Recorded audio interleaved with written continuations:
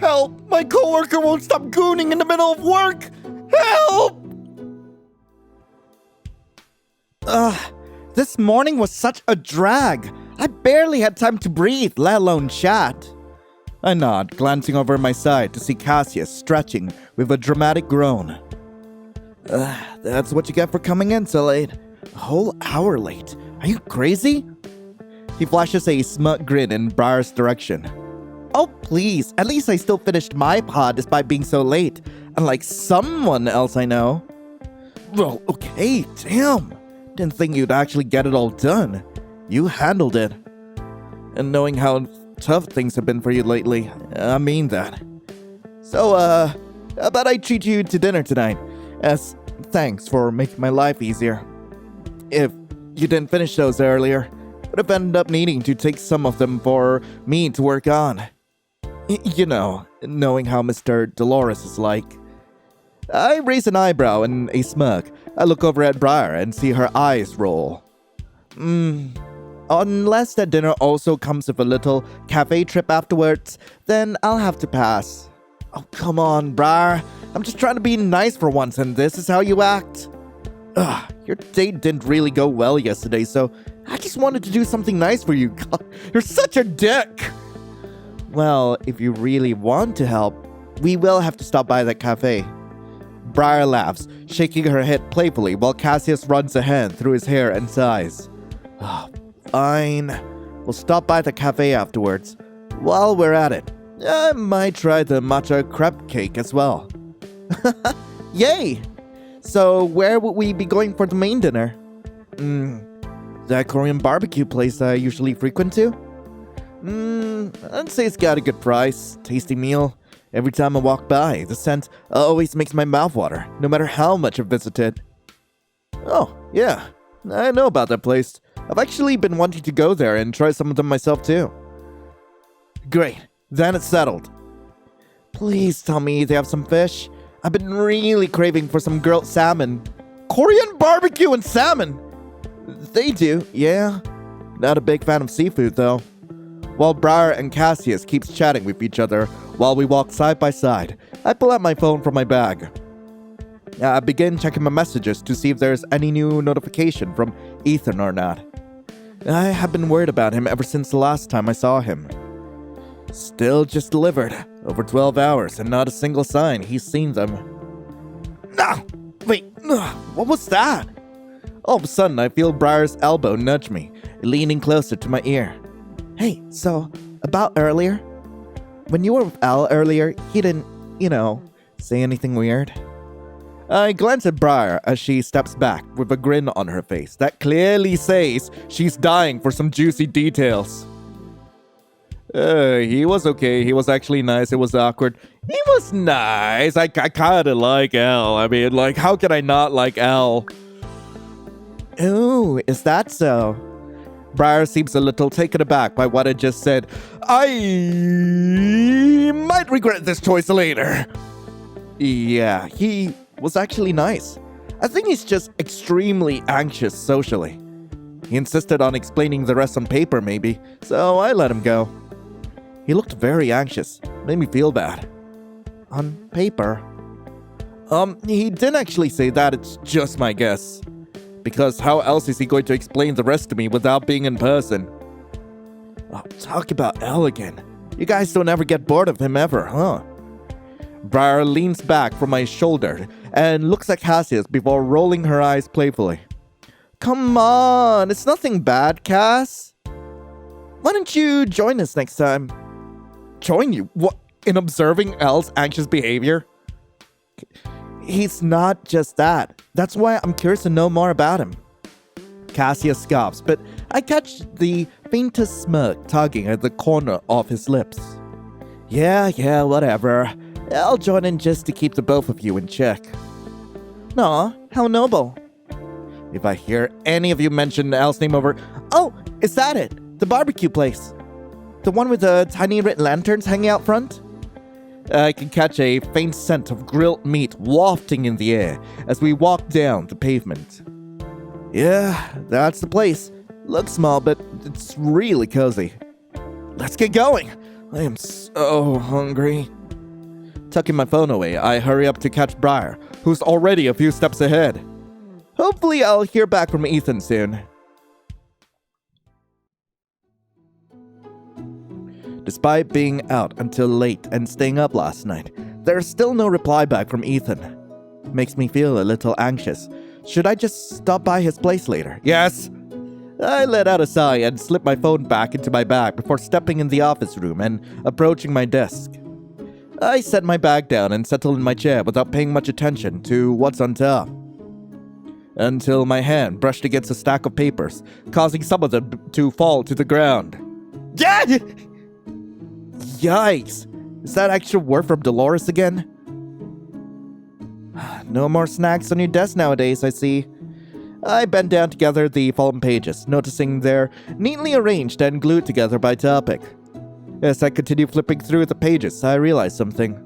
Hold on. You too. I think this isn't something from Mr. Dolores. My name is messily scribbled on the second page. I know how Mr. Dolores is like. His handwriting is extremely neat, almost like a computer writes it. The handwriting. It can't be from him. Yeah, this is, Oh my god, it's so big!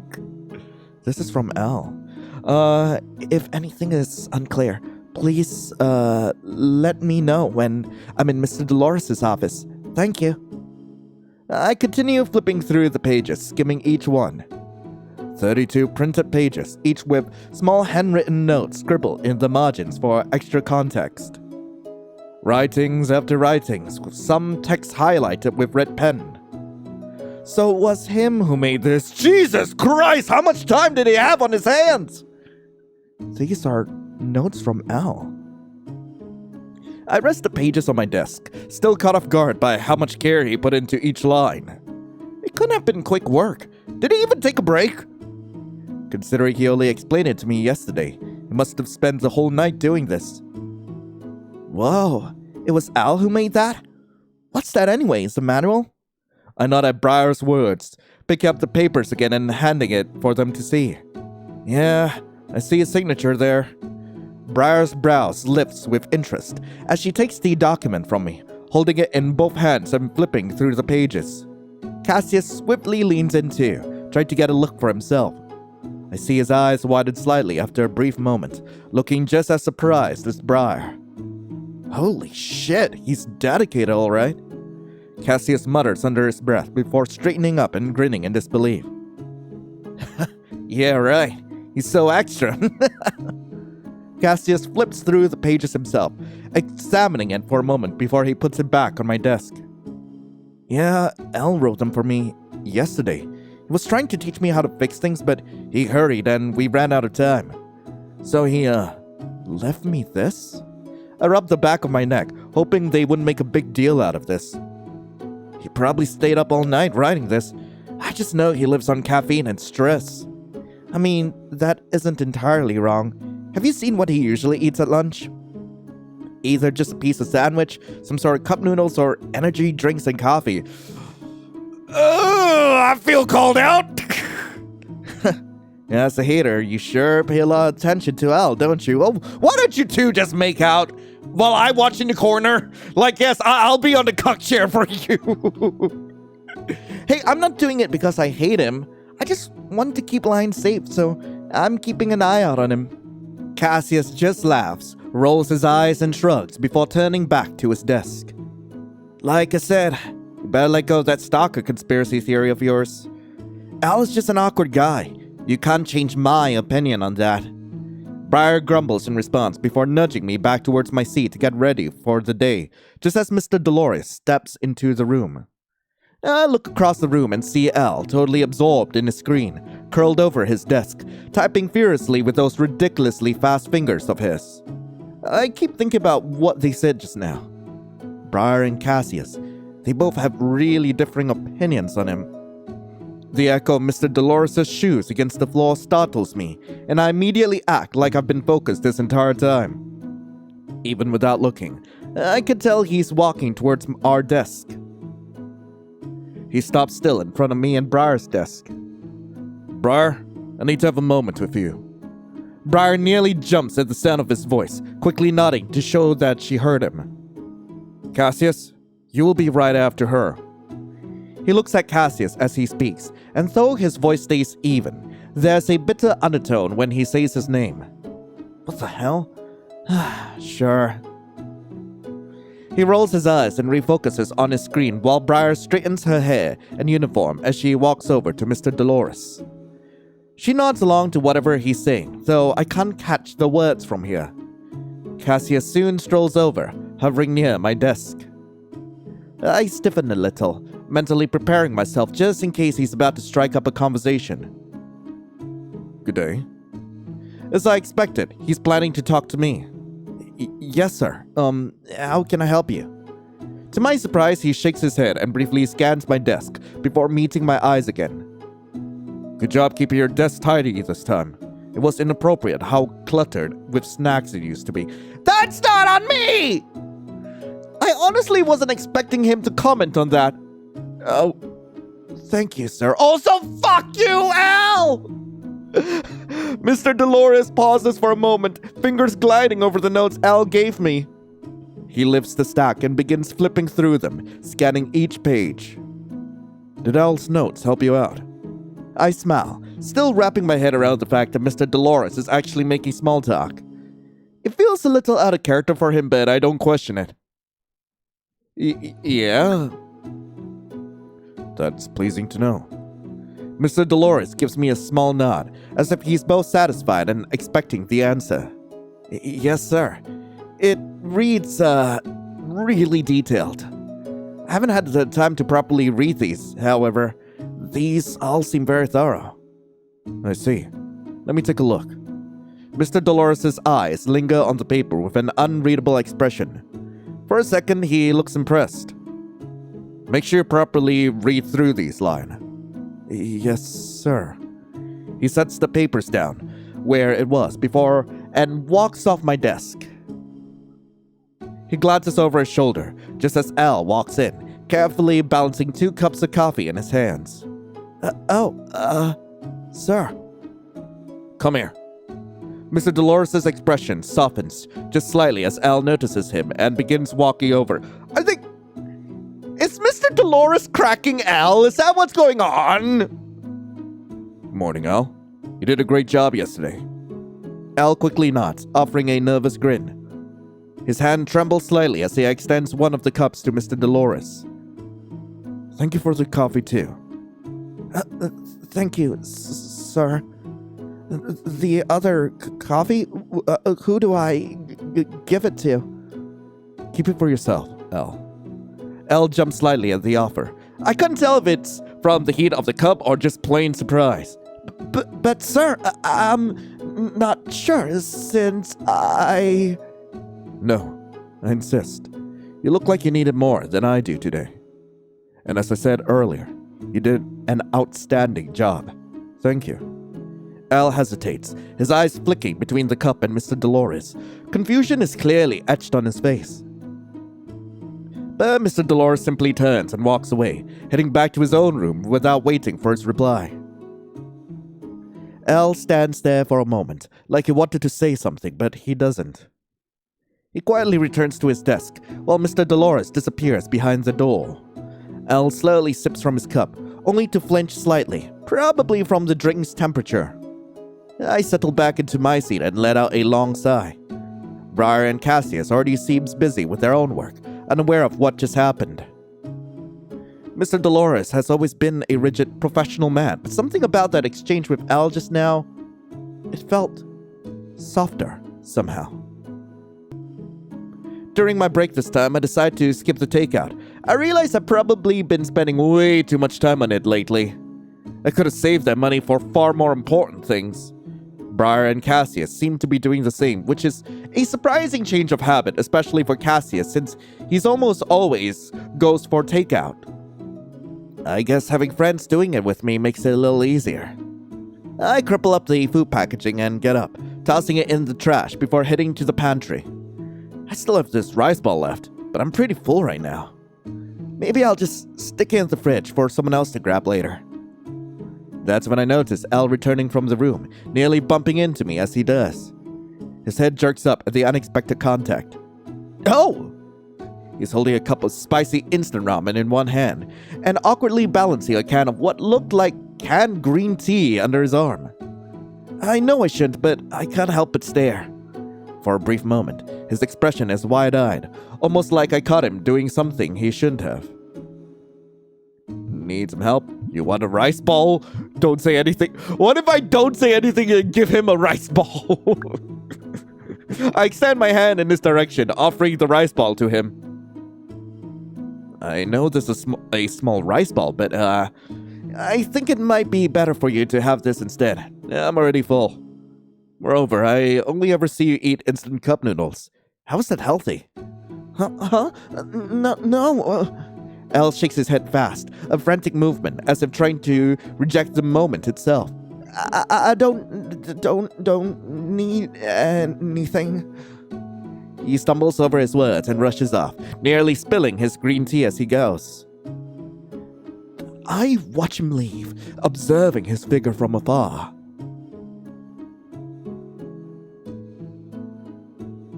Guys, I think I'm going to go home on my own today, I announced to both of my friends as we're all tidying up our belongings after the day.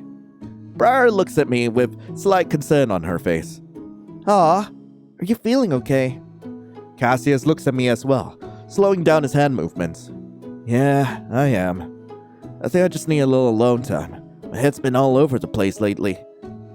Something bugging your mind? Yeah, just Ethan and a couple other things in mind.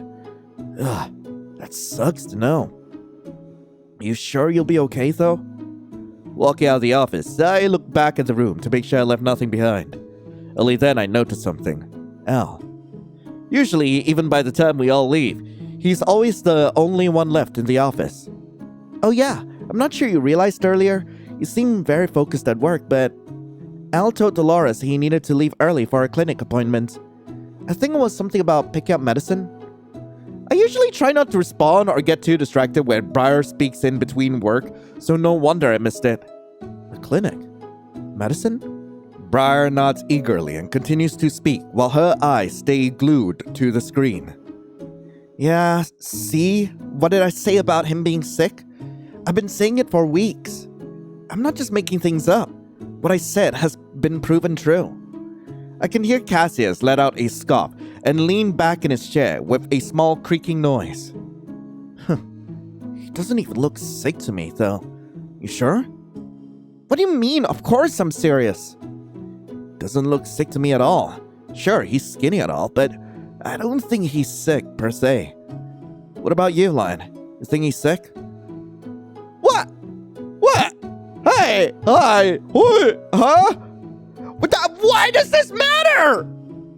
Why would this matter? How would I know? I barely interact with him. Like, sure, I am theorizing that he, like, Dolores is cracking him behind our backs, but still. Yeah.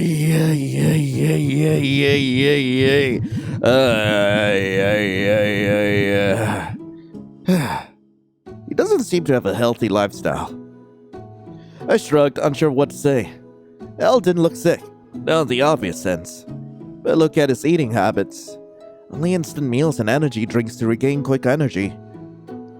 But then again, what did I know about him beyond surface level impressions? Hear me out, Cassius. Yeah? My friend's chatter fades out to silence as I zone out. What kind of medicine did he need, and why was he so quick to leave whenever I tried to talk to him? Like he's just trying to leave so quickly, despite how he seems to always have something to say to me. Something about him feels odd, but not because of how sickly he looks whatsoever. For a different reason I couldn't quite name. After saying goodbye to my friends, I walk from work alone, passing by a clinic that's located not too far from the office. Look at this reminds me of Al. He left work earlier today. I wonder if this was the clinic he's visited. That's Al. I watch him stumble out slowly, one hand pressed over his stomach, the other lightly covering his mouth as if holding something back. His shoulders seem a little more hunched than usual, and he walks like he could barely hold himself together. What's wrong with him? He seems really unwell. I watch him walk further away sluggishly. I don't think he notices me. He looks like he should be lying down, not walking around like this. I grip my sling bag tighter, my eyes following his figure. Why am I worried? Why am I thinking about him anyway? Ever since he helped me yesterday. Maybe Briar's fixation on his strange behavior has gotten to me. As I make my steps, I come across a familiar face. Yale? I'm not sure if Yale notices me just yet, as his attention seems to be elsewhere. He finally turned around and our eyes met. Lion, I wasn't expecting to see you here. How are you? How have you been doing? I see Yale rub his neck nervously as he asks, his eyes darting away repeatedly and then back to my face. His gaze reluctantly rests on mine while he awaits my response. I've been alright. What about you, Yale? Last time we talked, you were sick. I'm sorry I had to leave you to Belle so abruptly. I see you're not working today. Usually you'd be in your uniform at this hour. Yale blinks as if what I said took him by surprise, his eyes darting around nervously after. It's like he's caught doing something he's not supposed to. Oh, no, I did went to work. I just had to take an early leave. And also, please, don't be sorry. Instead, I'm glad you took the time to check up on Ethan. How's he doing? Is he alright? To answer your question, I'm doing better myself. Belle helped me a lot during recovery. I'm glad. You do seem less paler now. Yeah, Ethan is alright too. He was just, I pause, unsure if it's necessary at all to tell him what happened. I don't know what happened. He was clearly thinking of harming himself.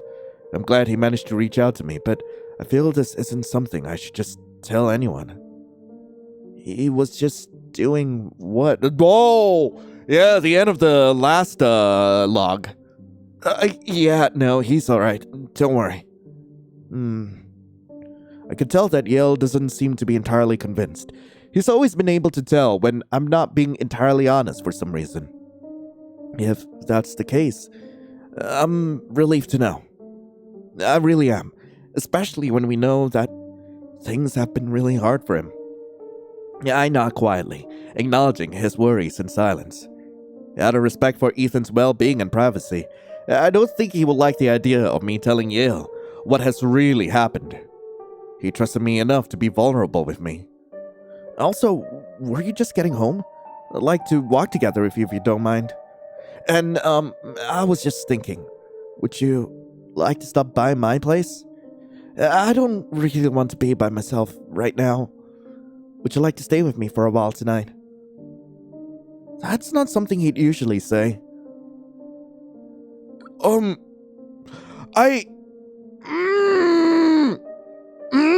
Do I check with Al? Do I go to his place? Ooh, decisions. I go.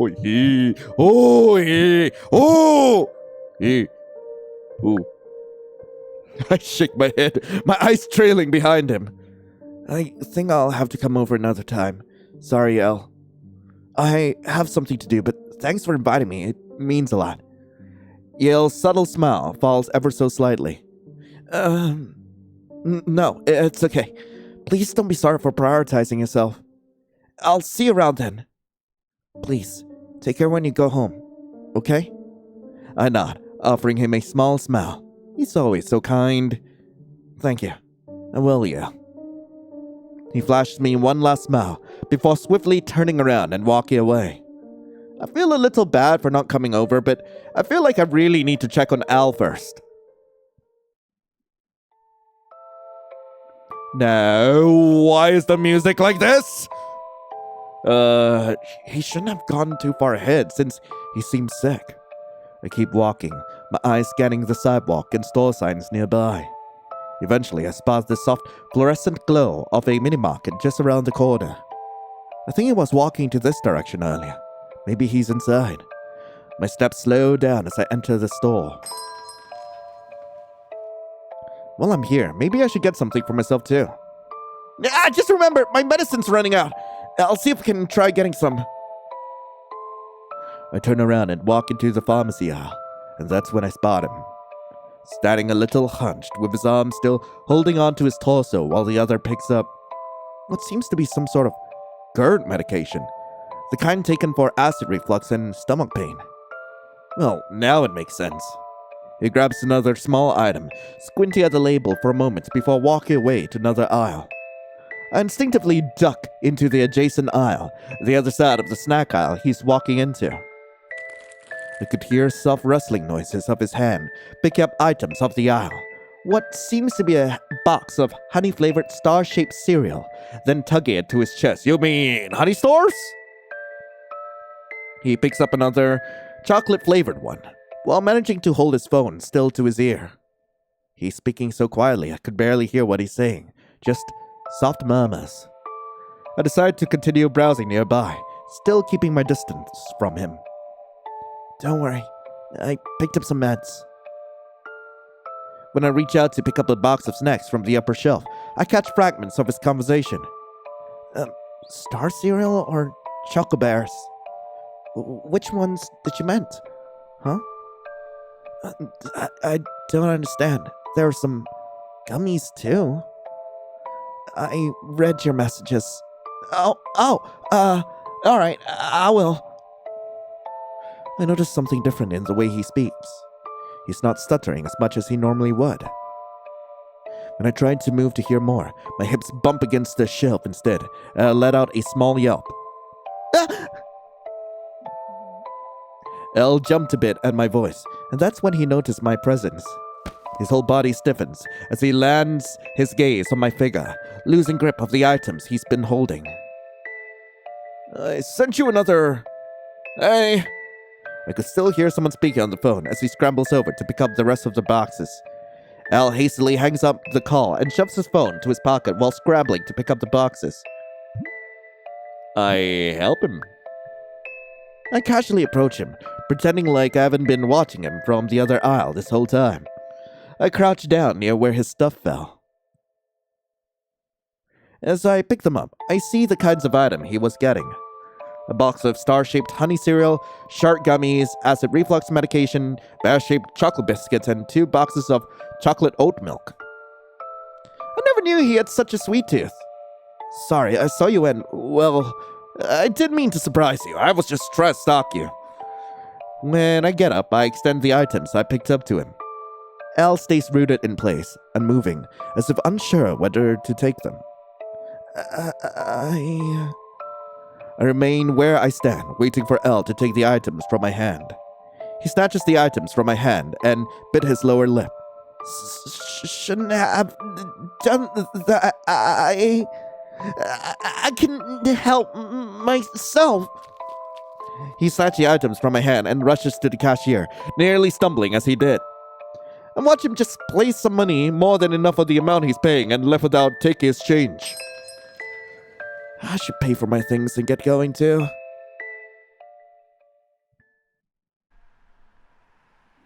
I'll walk away from the convenience store with ice cream in one hand and a bag of things in the other. Wait, what was that? I muttered to myself, feeling a strange mix of unease and curiosity. Hell, he spoke so easily on the phone earlier, but he froze the moment he saw me. I unwrap the ice cream and take a bite. Sweet, cold, normal. It tastes nice. I wonder if L tastes this nice. A shiver runs down my spine. Wait, what was that movement behind me? I turn around, but there's no one there. Weird. I can't shake the feeling of being watched. Could it be Al? No, I saw him running off the other way. I should just go home. It's late, and confronting whoever might be following me is a terrible idea. Even if it's L, and even if he's harmless. Still, I can't tell what he's thinking about. Maybe I should tell Ethan everything that's been happening, just to be safe. I know I'll feel safer afterwards. He'll know what to do much better than I do.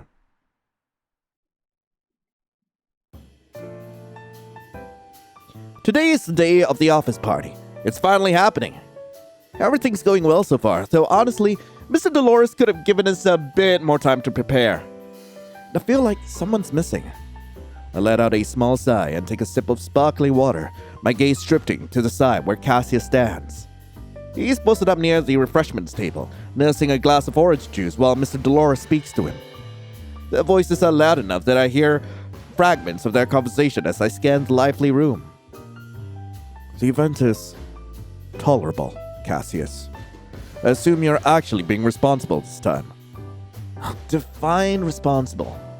I didn't do much, just my job. Kept the vendors in line, told the team not to screw up, paid attention to the orders that were sent out. Briar and Lion pulled their weight too. The credit isn't all except the feedback before I retract it. Right, thanks I guess. Remove the hesitation. A simple thank you is sufficient etiquette. What's up with that old man? Acting all strange like that. Shit, here, hold my cup. I need a smoke. Before I could even respond, he shoves the cup into Briar's hand and strides off in a hurry. Oh. Briar grins smugly as we both watch him stalk away, still wearing that grumpy look, though there's the faintest hint of a smile on his lips. Looks like even Cassius, for all his nonchalant act, can't quite hide how much Dolores' approval gets to him. I smugly look over at Briar, who's clearly struggling to hold back her laughter. She nudges me with her elbow and whispers something under her breath. That was Mr. Dolores telling Cassius he did a good job, I think. It definitely was. I've never seen him that quiet.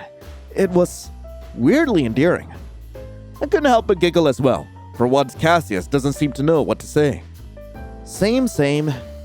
Cassius looks like he's about to combust. Do you think he's ever been praised before? Like, at all? This Cassius reminds me of a stray cat that's just given his first treat. It's so funny to see him lose his attitude. I stifle a laugh watching Cassius fumble with his words as Dolores nods curtly. We should tease him more about this. You're with me, right? For sure. But before I can talk more, Mr. Dolores suddenly turns towards us. Good day, Lion. Briar? Oh, yes. Good day, sir. I nod and give Mr. Dolores a smile while Briar giggles awkwardly. I look away and take a small sip from my drink. Go work on the event coordination. Especially with Lion. The team has been really pleased with your performance. Me? It takes me a moment to process the compliment. Out of all people, he's talking about me? I'm used to hearing him compliment Elle at this point, but me? Cassius? Thank you very much, sir. Good. Maintain that standard. I give him a polite nod, keeping still for a moment before slowly lifting my head to scan the room. My gaze keeps wandering over his shoulder towards the crowd without thinking. Your attention appears divided right now. No, sir, it's just, Wait, did he just notice me looking around? I didn't think he would notice. Am I being too obvious? I haven't seen Al this whole party. Where is he? Al? What do you ask? He actually looks a little surprised at the question. Or maybe offended? Defensive? I'm just wondering, that's all, because Al did quite a lot with the preparations with coordination too, did he? I started working overtime a little more often lately. Well, yes. And he did wonderfully as usual. However, he has other priorities today. Is he not attending the party then? No, he will not. I see. Okay, thank you, sir. His answer is vague and firm, like he's trying to make it clear that he doesn't want me to question further. Enjoy this small celebration, you two. After this, we will be back to business as usual. Yeah, thank you, sir. You too, sir. We watch him disappear into the crowd, and Briar immediately exhales, like she's been holding her breath. Alright, now I can actually drink and laugh without feeling like my report card's being read. Oh, by the way, I meant to tell you earlier, but I see that you noticed already. Yeah, about Al.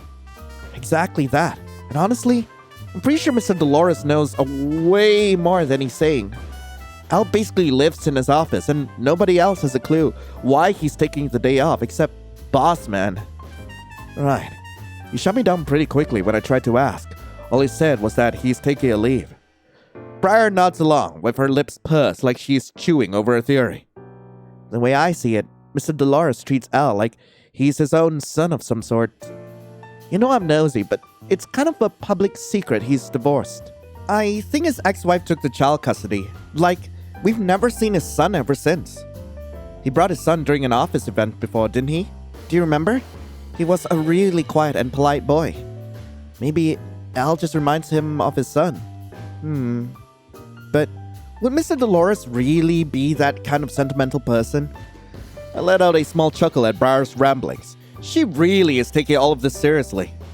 If that's all true, then it would make a lot of sense. Right? And when you think about it, Mr. Dolores must get lonely sometimes. I no longer want to think about this. I don't want to think about this. I don't like where this is going. He's been on his own for years now, hasn't he? I heard he never remarried. Not even a date. If the office rumors are right. It's kind of sad, right? Working all the time, going home to an empty house. Briar sighs into her glass while swirling what's left of her drink. Maybe that's why he's so close to Al, or so protective. The way he talks to him, you can tell it's not just professionalism. Almost like a father trying not to sound like one. My mind begins to drift at her words. The noise of the party feels distant all of a sudden. A strange memory comes to mind. Last night at the grocery store. Al wasn't stuttering like usual. He was talking smoothly on the phone. Calm, steady, confident. Could it be Mr. Dolores? No, that can't be right. Even at work, Al still talks that way with him. That's why the memory sticks with me in the first place. Must be because of his recent absence that the other department's been making adjustments. I know. I heard about it the other day. As much as I'm curious, I still want to be employed. The right time will come. Secrets will be revealed in time. It's just not mine to solve right at the moment. Also, do you want to check in on Cassius before the party's over? I need a moment away from all this noise. Yeah, let's do that. We weave through the crowd in search of Cassius, my thoughts still lingering on Al's whereabouts. And I'm guessing the night skips. Yep! Later in the evening, we're all chatting over work about our office party. It's a regular occurrence here, a little shared secret among employees. Mr. Dolores is not a social creature. Ever since the small party, he hasn't checked in on us much. Must have drained his entire social battery, they all said. The older staff, who knows his quirks better, seems very amused. Still, it was fun, a fresh change of pace. I didn't even know our building had such a fancy guest lounge upstairs. It felt more like a bar than an office. Most of us were fine with it, though after the party, Mr. Dolores seems oddly keen on making sure the next one happens completely outside the building. So, Cassius, how's the party? You sure had a lot of chit-chatting with your so-called hated boss. I guess. Just a guess, mind you. He's not all that bad. Briar and I instinctively glance at each other while trying not to laugh.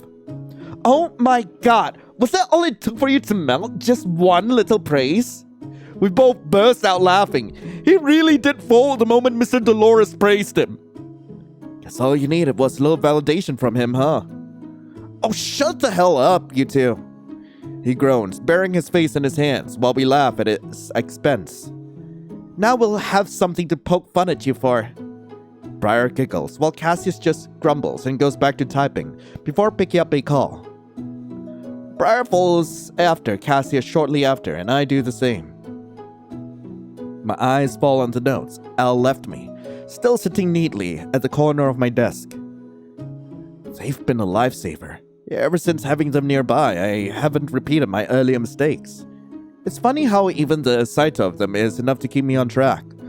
As I sift through a few emails, I remember the files I asked Cassius to print earlier. I'd passed this printing job to Cassius earlier, but now I'm not so sure if he remembered. I tilt my head towards him. He hasn't looked up from his work once. By the way, Cass, Did you print out those files I sent you?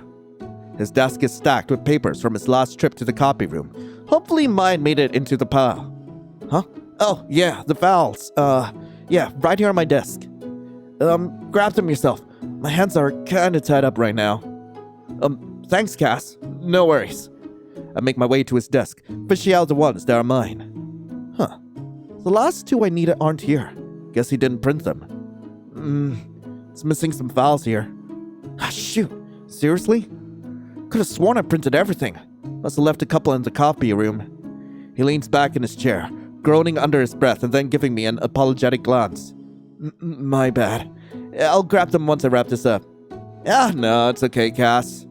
If it's already printed, I can just grab it myself. Thanks for the help, though. Alright, if you say so.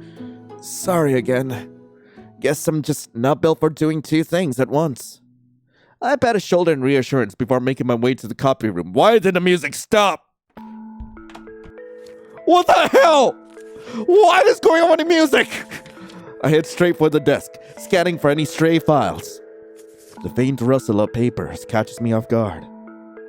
Hello? The room is so still that even the smallest sound echoes. It's Al. He's right there when I turn around, holding the papers that I'm looking for. Al? Sorry. I was just checking, cleaning up the room. If this happens to be yours, I'll not throw it away. He hesitantly extends his hand to give the papers back to me while looking down like a child being punished. Did you want spankies? Did you want me to spank you? Is that what I'm hearing here? Thank you, Al. Glad you didn't toss them. You make a habit of going through other people's things. Where's the spank option? Why can't I spank Al? Let me spank him! I take the papers from his hand and tuck them under my arm. Sorry about that. Cassius left them here after using the copy machine. Okay. Great. Glad to help you out. I give him a smile, looking as friendly as I possibly can. Wait. Now that I have you alone, I want to ask, do you think I'm gross? A creepy stalker? Do you really think I'm stalking you? No. Whoa. What if I say yes? Why do you ask? What if I say yes? What if? Will you let me spank you? The words leave my mouth slowly, almost like a dare. Then I'd make sure you never forget it. Fear, I think, it would look so pretty on you. His words don't line up with his tone. He says it like the word tastes strange in his mouth. Besides, you don't look scared of me yet. His voice trails off like he's struggling on what to say next. Lion, if you think I'm like what you said, then why you cared enough to follow me around? You checked in on me when I left the office early that other day. Before either of us can say another word, the door creaks open behind me. Leave us alone! I'm about to give him the spanking of his life!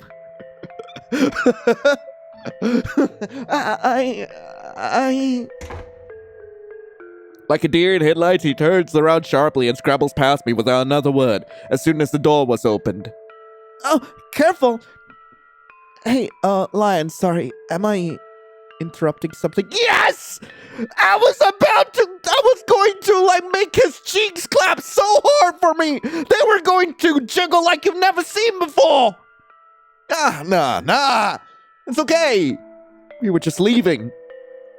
That L guy has always been He's always been a bit of an oddball. They mumble under their breath as I walk past them to leave the copy room. Even though I should feel justified, something about Al's last words keeps echoing in my mind. His speech had been so stammered, a little more than usual. It was hard enough to understand him then, but now, even more so, I couldn't make sense of what he was trying to say. It leaves a knot of unease in my chest. I shake the thought away, forcing myself to focus. I can't afford to get wrapped up in this right now. Working hours will be over soon. I need to finish these tasks before Mr. Dolores decides to check in tomorrow morning. Hurrying back to my desk, I try to push the lingering confusion aside and just focus on the work in front of me. But when I arrive, I see Mr. Dolores already standing near my desk. I swallow nervously and look up at him and softly greeted him. Good evening. Good morning. Evening, Mr. Dolores. How can I help you? I hope it won't take up too much time. I'm eager for my lunch break. I'm so hungry. I didn't get to eat breakfast earlier. We received a backlog of Klein onboarding forms from last week, Lion. Normally, this wouldn't fall on your team's slate, but given the current load and the timeline, I'm assigning it to you as an extra task. Since you've been working under Al's supervision, I believe now is a fitting time to evaluate how well you manage responsibility under time constraints. I'd like you to finish entering the data into the CRM by the end of the week. Check for any inconsistencies, names, contact details, anything unusual, and flag incomplete entries. If you run into any trouble, check in with Al. He's aware you might need support. You do have his contact information, don't you? I nod, remembering that he's part of the work group chat, meaning I could just text him if I need him. Yeah, I do, sir. Good. I expect the best from you, Lion. Enjoy your day. I watch Mr. Dolores walk away and exhale slowly before I relax in my seat. Honestly, just thinking about sorting through them makes my stomach turn, or maybe that's just the hunger kicking in. I'll make it home later than usual, feeling drained. I rush through my nightly routine, shower, dinner, tidying up the house, just to finally settle down. Anxiety pushes me to keep moving, to take action quickly before I can think too much. The job itself isn't difficult. Al's notes and guidance helps me a lot. But the sheer amount of work makes it feel unbearably heavy. Well, time to work on it, I guess. I take a swig from my glass of mineral water and set it aside. Then I settle into my seat, boot up the system, and open the CRM. On the other side of the screen, I load the documents filled with the data I'll have to enter, one by one. Oh, God. The documents are a mess. It's clear I'll be spending hours untangling this. As much as I want to complain, whining and zoning out won't get the job done. I have no time to waste. I'll just try my best and get through as much as I can. It's always been like this for me, especially since Sarah's passing. Easing myself into work has... it's become harder than ever. Sometimes it takes me 15 minutes to focus, sometimes even longer. But knowing that doesn't make it easier to accept. In a professional setting, I only get so much time to grieve. Honestly, I should be glad Mr. Dolores still kept me employed after the mistakes I made back then.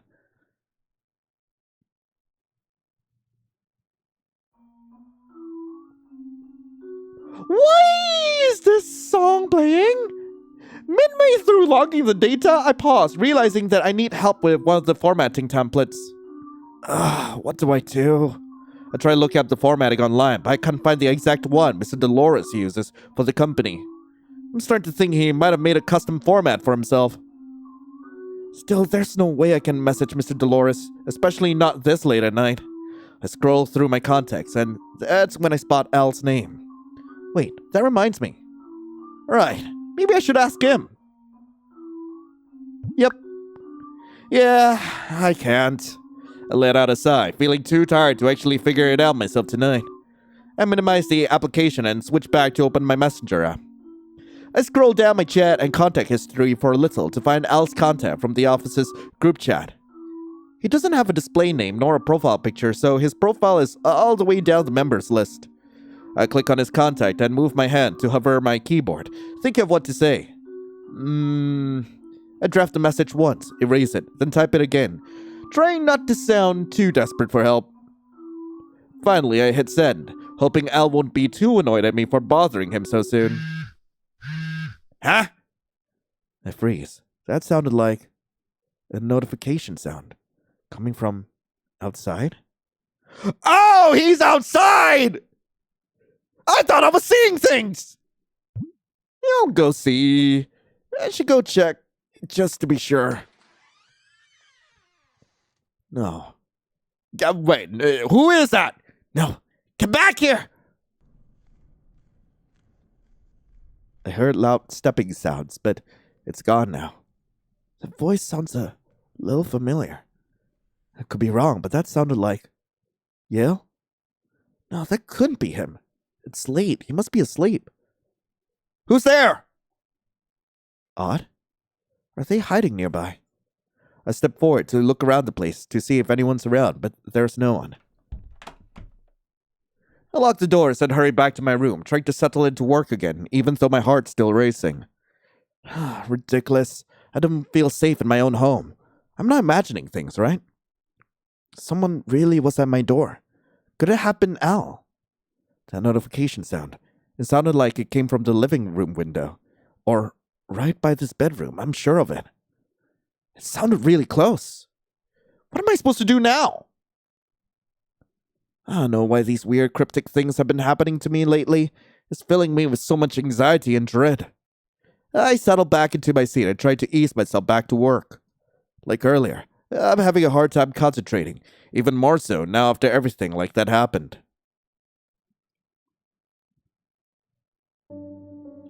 It is now almost 2 in the morning. I still have some files to go through, but honestly, I feel more focused now. I haven't received a reply yet, so I don't really care anymore. The sound of my laptop notifications incoming message breaks me out of my focus. I switch my tab to the messenger one to see who that might have been. I was right. Al. He sent me a link. Another dense collection of files, neatly compiled and clearly meant to be read thoroughly. That's a lot of reading. No summary? I'm way too tired to dig through all this, but I don't really have a choice if I want to get this done. Still, now's not the time to slack off. I just need to power through it. Future me will be glad I did. I open the files and start scrolling, eyes stinging from how dry they've gotten. Wait, this actually isn't bad. To my surprise, it's not nearly as overwhelming as I expected. The notes are clear and well organized. I just need to hang in there a bit longer, so I can finally crash in peace. Even after working almost halfway through it, I still can't sleep properly. The unease crawling in my chest, the feeling that I'm not alone, even here. My home doesn't feel like mine anymore. Was that Al at my window? And that voice earlier? Who was yelling out there? It's him. It has to be. Why is he watching me? Al or Yale? Despite staying up late last night, I managed to make it to the office pretty early.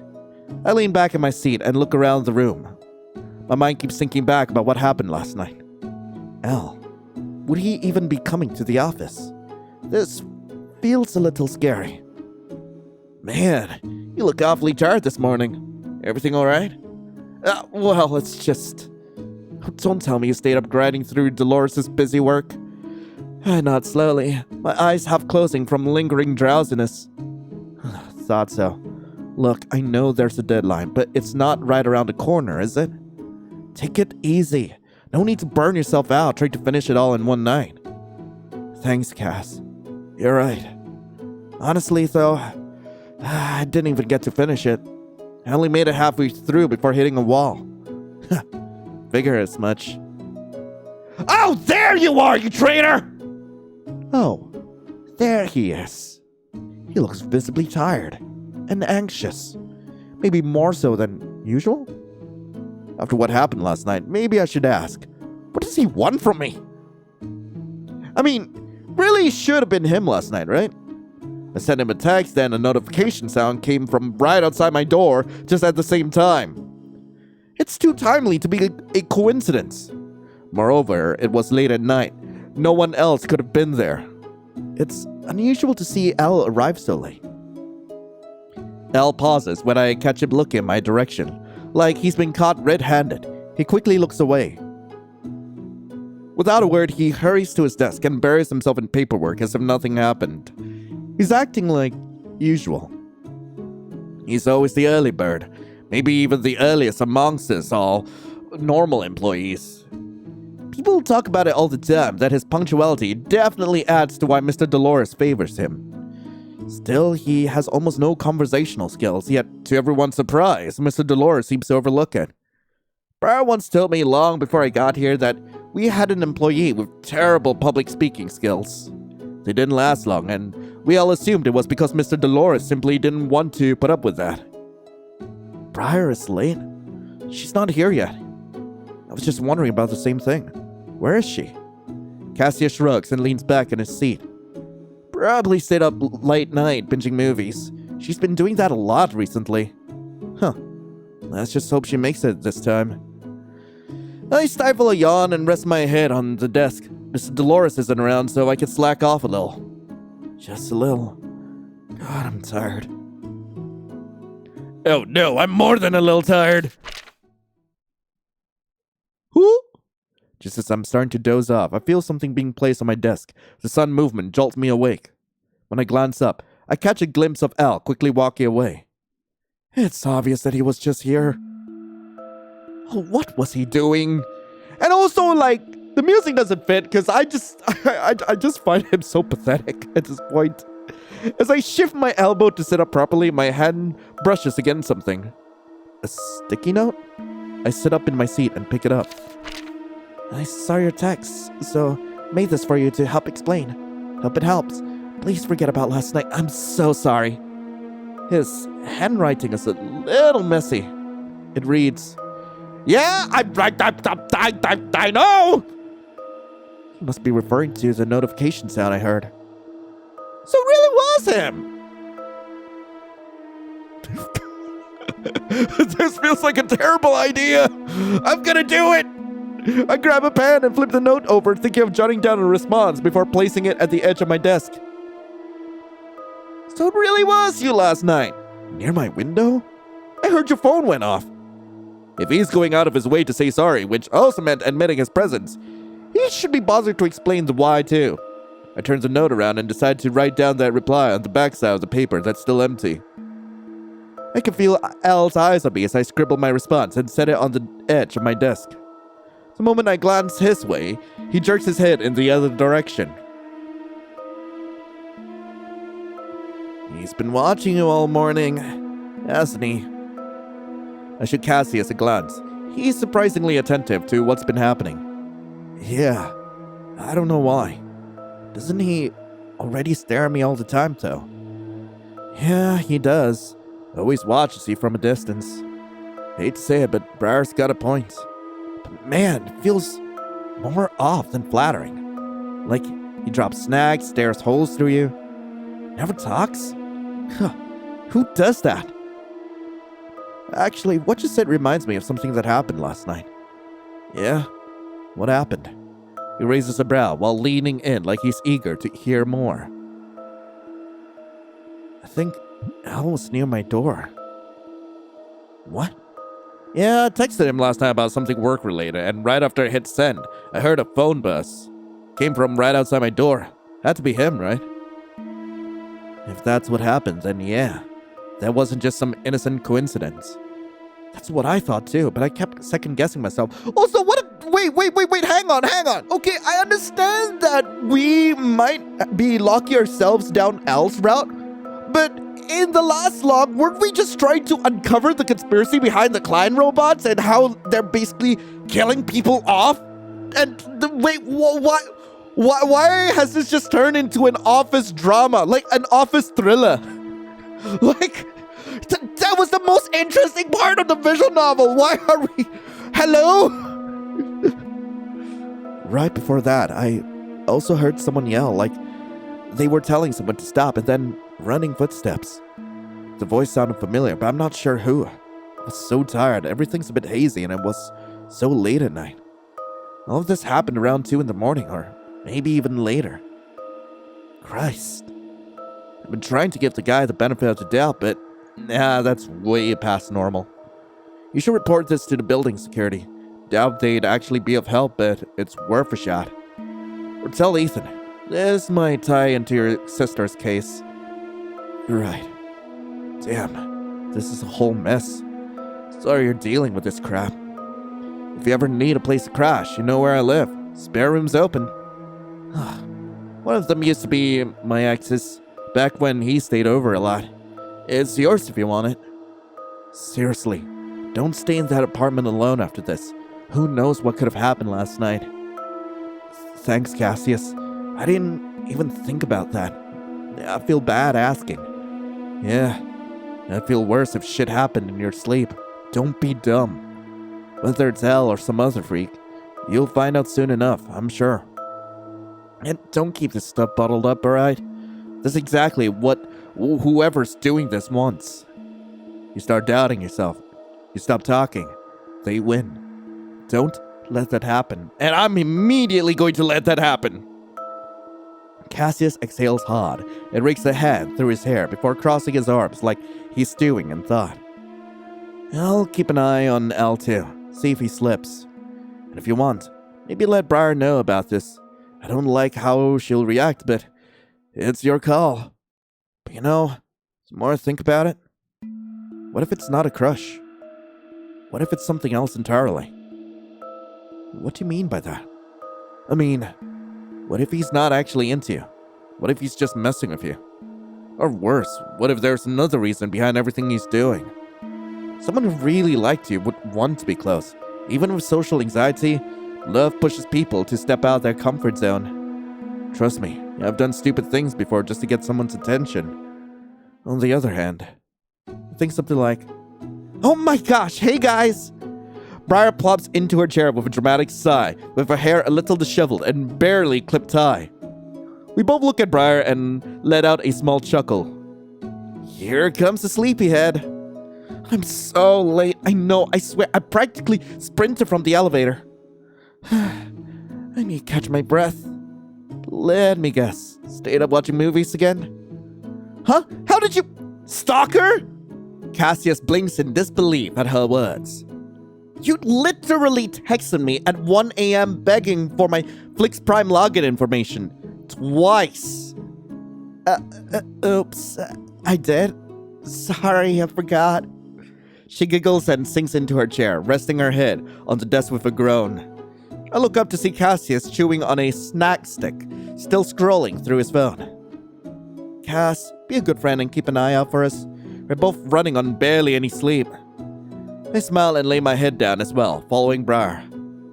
Cassius just laughs through his nose and nods to my request. Fine, but Mr. Dolores catches you both drooling. I'm pretending I don't know you. I give a weak thumbs up. Briar just groans louder in response. Not long after resting my eyes a little, we eventually stopped working for the day. Later on during my break, I took the time and went downstairs to grab something from the cafeteria, picking up a little extra for Cassius too. Briar's busy chatting with her friends from the other department, so I leave her be and make my way back to the office alone. Hey, you're back. Q must have been short today, huh? You got back pretty quick. I nod and settle into the seat beside him, heading over the snack. Yep, thankfully. Nice, thanks. I owe you one. Cassius takes the snack from my hand and tears it open, immediately going in for a bite. I lean back in my chair, trying to enjoy what little time I have left on break. And that's when I notice it. Another sticky note. This one placed neatly right beside the first I got earlier. Oh yeah, by the way, I'll put that on your desk while you were gone. He said something about being sorry. I think he also did that earlier this morning. Not too sure. He was hovering like a ghost the whole time, like hoping I wouldn't notice what he did. Too bad for him, though. I know how it looks. I'm so sorry. I shouldn't have been there last night. And please stop eating the snacks on your desk. Why? What? Huh? Well, what? You're not allowed to tell me what to do with my snacks! This is the second time he's writing me notes like this. So he basically just admitted that it was him last night. What should I do? Write a reply back or... Yeah, sure. I feel like this is a terrible idea. Sorry about what exactly? You should apologize to me in person. Please leave me alone. I'll report you if this keeps up. You should apologize to me in person. My fingers tremble a little. Why would it be trembling? I find this incredibly funny. As I scribble the message down. Why did he say it like that? He needs to be more clear with what he's saying. I'm gonna finish writing and set the note back down. I catch Al watching me from his desk again. Al looks away from me the moment our eyes meet, quickly ducking his head down. I do the same, easing into my seat and trying to focus on my own task. Oh man, I checked the pantry for some black tea, but it's all gone. Oh, what a bummer. Was hoping that if the cafeteria ran out, we'd at least have some here. Switching from energy drinks to tea has been tough. Anyway, where's Brar? She's been a little everywhere today. She drinks black tea religiously, doesn't she? I need to ask her for some of that. Oh, she's talking to her friends from the other division. She's probably not coming back in time, knowing her. Cassius chuckles and lets out a sigh. Figures.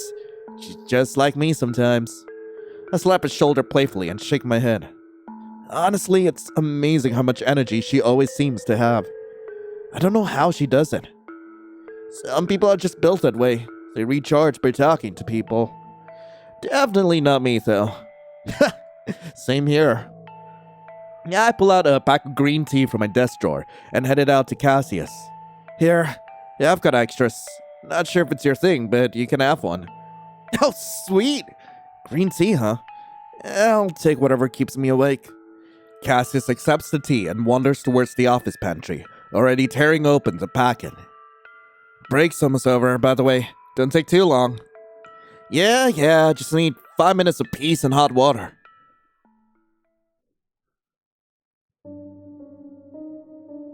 Work is finally over for the day.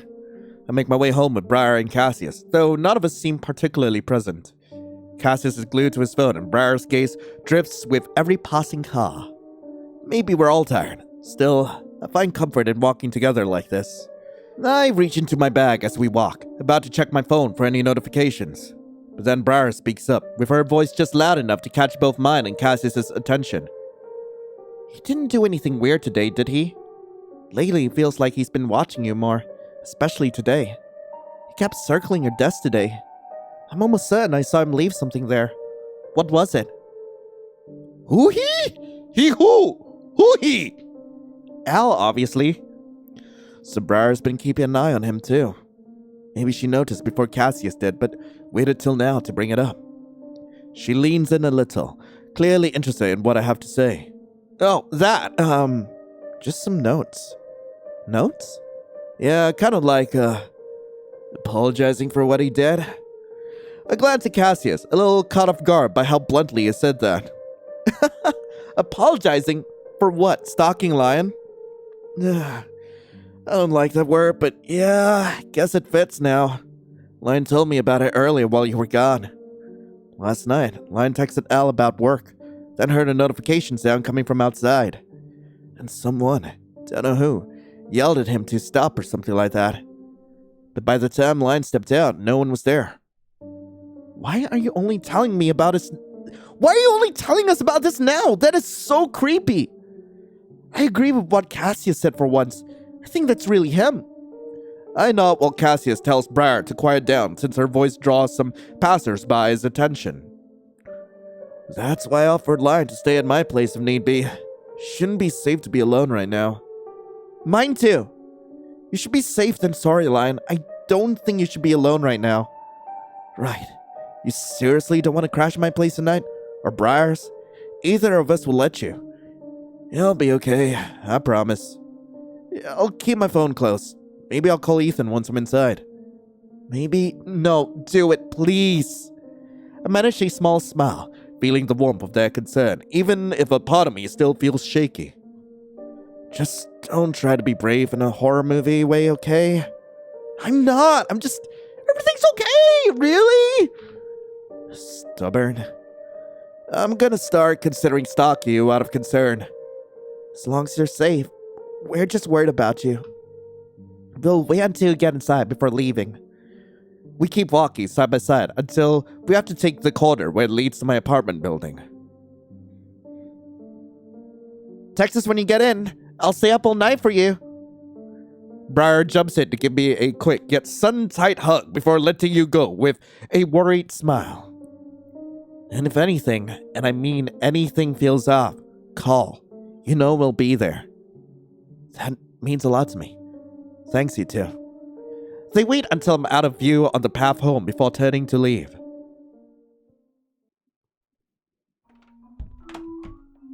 Oh man, I'm not getting stalked again in my own home, right?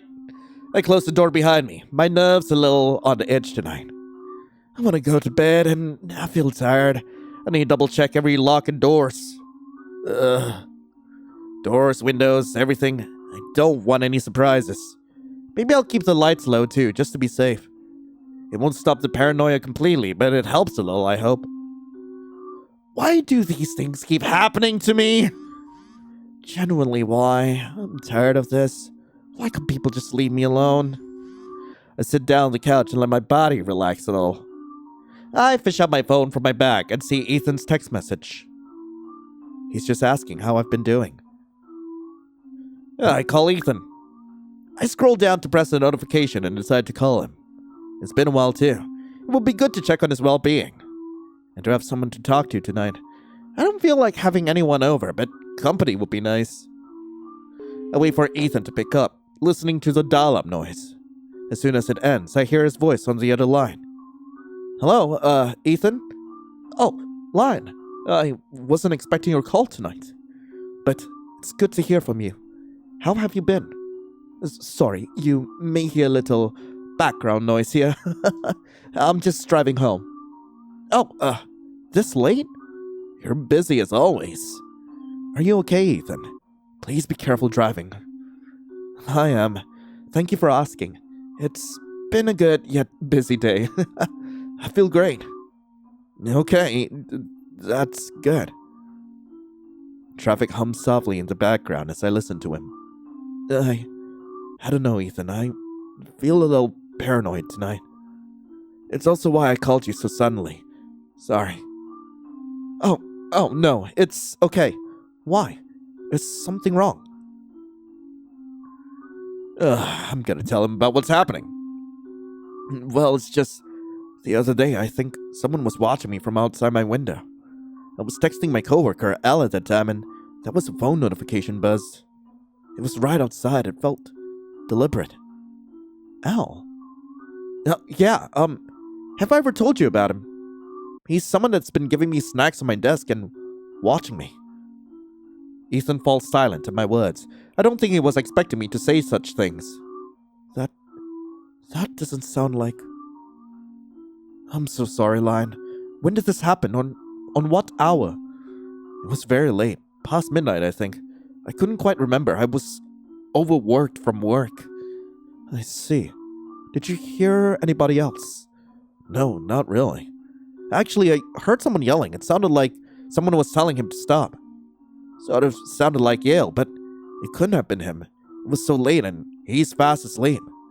Yet, there's no one when I stepped outside. I see. I'm glad you told me. This is a serious matter. Thank you for calling me tonight.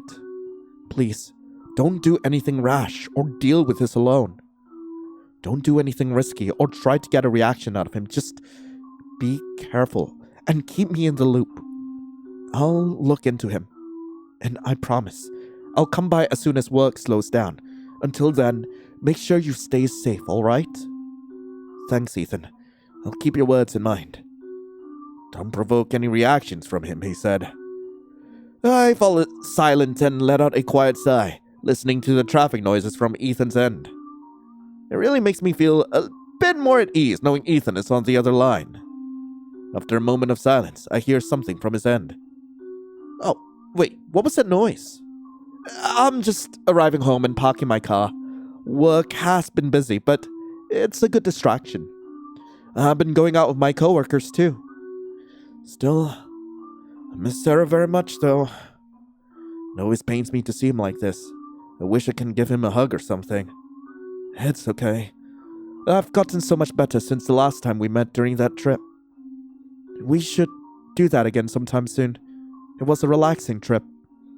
Also, wouldn't you want to go to bed soon, Lion? It's a bit late. I'll stay with you on the phone if that will make you feel safer. Yeah, I do need to get some sleep soon. I'll have to shower and get myself ready for bed. Just going to be right back. Okay, take your time. I'll also need to do something in the meantime. Thanks, Ethan. Yeah, I put my phone aside and get up from the couch to get myself ready for a shower. Ever since Sarah's passing, he's been down, but it seems like he's actually getting back to his feet now. Makes me happy to see. The next morning, I arrive at the office feeling like a zombie. No amount of safety measures can make me feel secure anymore. I was so anxious all night, I barely got any sleep. Having Ethan there on the phone with me helps to an extent, but not everything. It still took me some time to be able to fall asleep, and when I did, I was in such a weird position too. My neck feels stiff. Still, despite everything, at least the night stayed quiet. There were no weird noises, no strange shadows, no one lurking, I think. Yeah, I didn't see or hear anything weird. Even though that feeling of paranoia lingers, I think it might be my mind playing tricks on me. Looks like Briar and Cassius haven't arrived yet. Must still be on their way here. I don't usually clock in this early. Not sure why I did. I look at the clock and let out a small sigh. Maybe it's better to get out of the house as soon as possible, so the office feels just as empty and quiet at this hour. Just when I'm about to sit down and put my belongings aside, something catches my eye immediately. I see a bag of snacks sitting at my desk, yet again. This must be Al's. I pick up the bag of snacks to take a little peek inside. All of this, it's similar to what he had been giving me before too. I put the bag down and glance around the office casually. Sure enough, I see him. Al, sitting a few desks down, half hidden behind his monitor.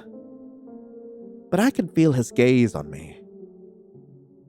I look away from him and back to the bag of snacks on my desk. He's watching me so intensely. What's his deal? I'm not sure what he wants from staring at me like that. As I reach into the bag of snacks, my hand brushes against something unusual, flat, papery. I dig around and pull it free. A note. No, a sticky note, folded small. Please stop eating the snacks like I said before. You remember, right? Please don't do it. Please listen. I know it doesn't make sense to you, but please, please. It don't make sense! This note reads, I know what it reads! I have eyes! Every note always has some kind of apology in it. What's he really trying to say? I set the note aside and look at the bag of snacks in front of me. An assortment of snacks. As always, they all seem to be hand-picked to fit my taste. I glance around the office and spot where Al is seated. I know I can't see his face very well due to his bangs covering half of his face, but I can feel him staring at me. It's like he's just waiting, watching how I'll react. I have a terrible feeling. Should I do it? I feel like I should. I think it'll be so funny. Too bad, Al! I'm going to eat all of this! I rip the bag apart and tear the snacks open. I start shoving them in my face like there's no tomorrow. Like this is the only meal I'll have for the rest of the day. God bless Al! I put it into my mouth and savor it, bite by bite. I don't care if it's too sweet. It's from Al, and I will lick it seductively in front of him to let him know that I truly and purely enjoy it. Yeah, it tastes good. Oh no, Al watches me for a bit longer before looking away and burying his face into work. I can't even guess what sort of expression he's making right now. God, I've just ruined lunch for me. During break, I was assigned to help one of my coworkers to copy some documents using the copy machine. It's a little bit of a handful, so I decide to bring my drink with me here as I wait. I stand right beside the machine and wait for it to be done printing. This should be enough. 3 more pages and I'm out. I go over everything one more time, flipping the papers and making sure everything is correct. I need to make sure it's all in order before I leave. Okay, perfect. I take my empty mug of drink along with the freshly printed documents in my other hand. When I reach the door, it's a little difficult to swing it open. My hand is full. Wait, no. I almost jump in place. I didn't even realize Al's been here this whole time. You having trouble? You missed this one too. Huh? I glance at the paper he's holding out to me and realize it's one of mine. I must have dropped it without noticing. Oh, thanks, Al. I take the paper from his hand and quickly turn around, ready to leave. But something stops me mid-step. He's suddenly behind me, with his fingers tugging at the hem of my shirt. His hand is shaking so much that I can feel the tremble through the fabric. Did you like it? The snack? Yeah. Did it taste good? That's all your favorites, right? I did a great job, didn't I? I did eat it. Not all of it, but one of it. Well, maybe more than just one of it, but I did eat. I looked at him and give him a small nod while he takes a few steps closer to me. Don't come in front of me. We're still at work. Really? You did? I see his hands begin to shake and his voice tremble. He holds his hand with the other one, as though to hide how intensely it's shaking. Does it no? No! I'm so happy. You finally listened to me. No!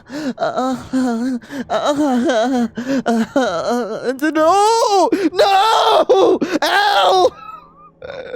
He suddenly steps closer and grabs my face in his hands. No! No! It's covered in cream! My mug made a shattering noise as it fell from my grip and hit the ground, along with the documents now scattered all over the place. Ow! No! Oh, he's touching me! He's touching me! He's too close! He's pushing me up against the wall and trapping me with his body. His hands feel so sweaty and cold against my face. I can feel how much he's also shaking. His chest raises and falls rapidly as he's breathing heavily. So sorry. I'm so. Please, no! You came once. I don't need you to come again. Happy. I can't tell if he's laughing, happy. Is he crying? What is he doing? He sounds very choked up and pricked.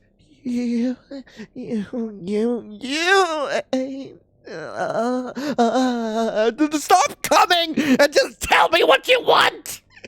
You ate it. I knew I'm. Stop! Why? Why are you the way that you are? I'm so. God damn it, Al! Stop! Al, what are you saying? You're so close to me. Why is there a dark patch in your pants? Let me go! He shakes his head frantically at my words and swallows something before choking on his own saliva. No, no, oh, please, no, no, no. I'm so happy, happy, no. Oh, please, his words are too broken and fragmented for me to understand completely. With each word spoken, his hands just start to shake even more. His breathing even more dysregulated. His forehead presses against mine all of a sudden as tears slip down his face. No way, ain't no way, bro is crying from how hard he's coming. I tried to budge, but he just pushes even more, leaving me with no room to move even a little bit. I'm so sorry. I swear stop! Sorry. So happy, so wrong, but no! No. Elle laughs and sobs at once, the sound jagged and completely uneven. Something about the way he behaves right now makes my stomach turn. Something is deeply wrong with this man. HR! Stop! Don't say my name while you're coming! Forgive me. I tried. But you're mine now. You're happy forever. Can you? What? Use your words! His hand tightens on my face as he leans in closer and closer to me. Elle? Wait!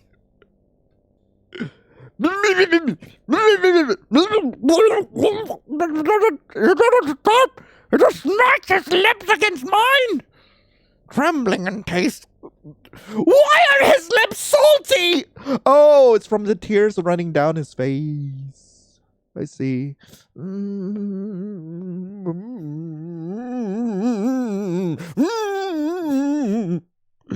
His kiss is extremely aggressive. I can't tell if he's kissing me or fighting me. Elle steps back and gags slightly, a sharp gulp escaping him as he wipes his lips with the back of his hand. Did you just gag from kissing me? Well, fuck you too! Oh, he's actually gagging from kissing me! He presses his lips against mine again, but there's no warmth in it, just an unpleasant kind of pressure. Elle's body and skin feels both hot and cold at the same time. You're really freaking creepy right now. Please stop. Stop! No, sorry.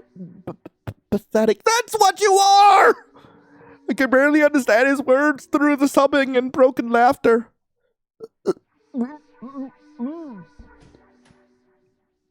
What? Somebody's here! This was all the noise! Alan? Lion? What are you two? HR! Call HR immediately! It looks like what it is. I tried to stop Elle because this looks deeply inappropriate, but he just keeps pushing. Please! Oh my god! My channel is so demonetized! He finally lets me go when we both collapse to the floor, trying to catch my breath and process what's happening. I reach my hand out and clutch onto my chest. I'm breathing heavily again. The hell just happened? You... Elle! What were you trying to do to Lion, you sick freak? What's with all the ruckus? Mr. Dolores! Elle, he tried to. Assault. Hey, Lion! Oh my gosh. Are you okay? Hey, look at me! I feel Briar shake my shoulders and try to get me to talk. But I can't, for some reason. It feels like all senses in my body just stopped. Briar, wait a moment. God, must be overwhelmed. Cass, no, it's... Then... Everything is a blur afterwards.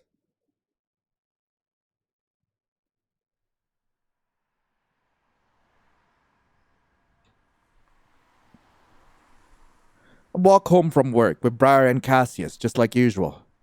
We all walk side by side, with me being in the middle. Briar's arm is hanging around my neck, and she's talking about something. The voices echo oddly in my ears. They all sound distant and muffled. My mind, it still feels like it's in a haze. My body, I can't feel it. Can't even feel anything. I'm walking, but it feels like I'm in a dream. My hands feel clammy and sweaty with something cold. My stomach feels weird. It feels like it's twisting with the memory of Al's insistence earlier. I want to throw up. Not again. Not this again. Why? Why? I feel sick all over. I don't know anymore. How could he just do something like that? It's insane! I should have noticed sooner.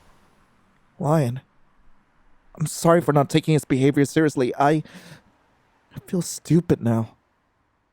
Me too. Should have done more to make sure you were safe. Lion, I'm sorry. I nod slowly without really processing what they're saying. I don't know. I don't really care. The memory of Al hovering, the way he stared while trying to force himself on me too. Weird. My palms tingle as if I can still feel him near. Did you see Mr. Dolores earlier? He looked furious. Completely disappointed in Al. Yeah, serious? Is he... If he tolerates this, he's insane. I mean, Al, just being... I don't want to hear about any of that. Please stop talking. Quiet down. I need peace. Shut up! Every step towards my apartment feels so heavy. I just want to be home. The door closes behind me with a dull click. The faint creak of the hinges makes me jump. Nothing helps to soothe the knot in my stomach. I still feel so sick to my core. I thought it was over, but I thought I was over it. After what happened earlier, how can I just pretend that everything is okay? The last time it was I still can barely bear to think about it now. The things that happened every time I step in this place, how unwillingly, just to see, just to feel trapped by the window, trying to stay still. Sweat trickling down my face, feeling sick to my stomach, with my hand pressed to my mouth.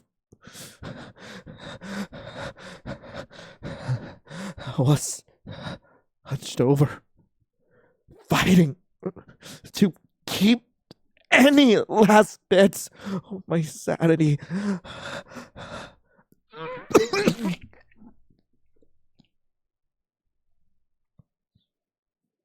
Maybe the water can wash up the filth. I feel gross. I need to be clean. Shower, scrub it all off.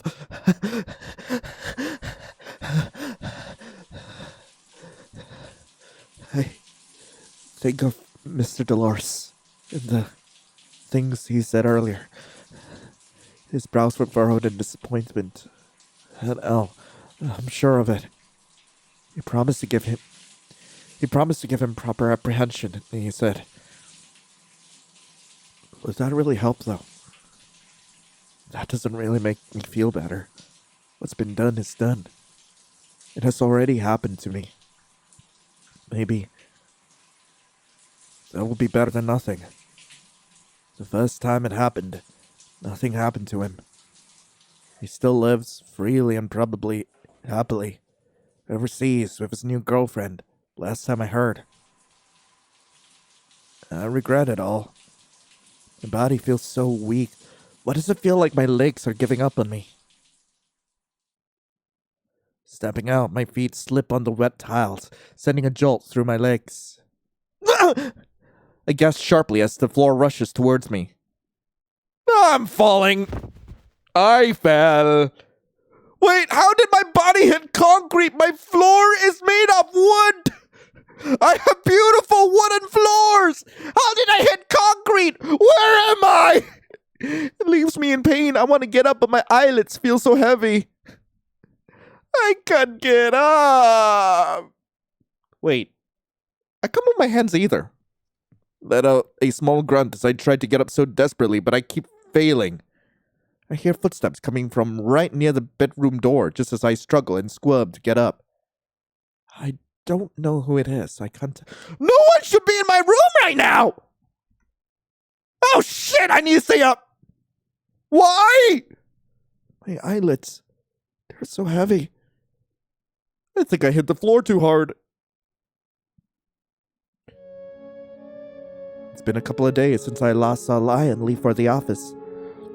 I haven't seen them go out at night either. I've texted them over and over, but there's no reply. I always pass by Lion's place every single day, so I expected to see them at least once daily. No, it feels wrong. It's been too long. I stare at the apartment door, take a deep breath, and raise my hand to knock. Hello? Lion? You there? Silence. Huh. Still no answer today. This doesn't feel right. I need to know what happened. When I turn around to leave, I see two familiar faces. Huh. Lion's coworkers? Oh, hi. Wait, you're... sorry, I forgot your name. Yale. Right, Yale. Are you here to check on Lion? Do you know where they are? Nah, that's exactly why I'm here. I came here too the other day. I thought Lion has gone somewhere with you guys. I knew it was unlikely, but I wanted to believe that they're with you too. I let out a dry chuckle, but deep down, the worry overwhelms me. Where is Lion? No, sorry to break it to you. We've been looking for Lion too. What? My heart sinks. This is my worst nightmare coming true right in front of my eyes. Wait, did something happen? I see Cassius nudge Briar's elbow. She hesitates and sighs before speaking, looking at me apologetically. Something happened at the office a few days ago. This coworker, Al. I can't say it, Cass. Sorry, I don't know any other better way to say it. I'm not gonna sugarcoat it. He assaulted them, so... Yeah, we've been worried sick. The truth is, Lion hasn't been coming to work ever since. Been 2 days now, almost 3. No texts, any online activity either. I feel furious. How could anyone do that to Lion? Especially given what happened to them in the past. This is not the first time for them. Disgusting. How despicable. My goodness. I'm not sure what to say. I try my best to manage my breathing. I need to manage my emotions. My asthma symptoms has been getting really bad lately, that the slightest stress could trigger an attack. But it's them that's in danger. How can I not be stressed out? Upset? No. They're so precious to me. And may I ask where Al is? That's the thing, he also vanished. We both think he just kidnapped Lion or something, but we're sure we dropped Lion off at their place, and they were still texting us up until midnight. Kidnapped? Maybe let's not jump to conclusions immediately. It's not good for everyone involved. We, could file a search for Lion instead. Have you filed a report with the authorities? I'm failing. I lied. What if they did get kidnapped? Logically speaking, we're not too far-fetched.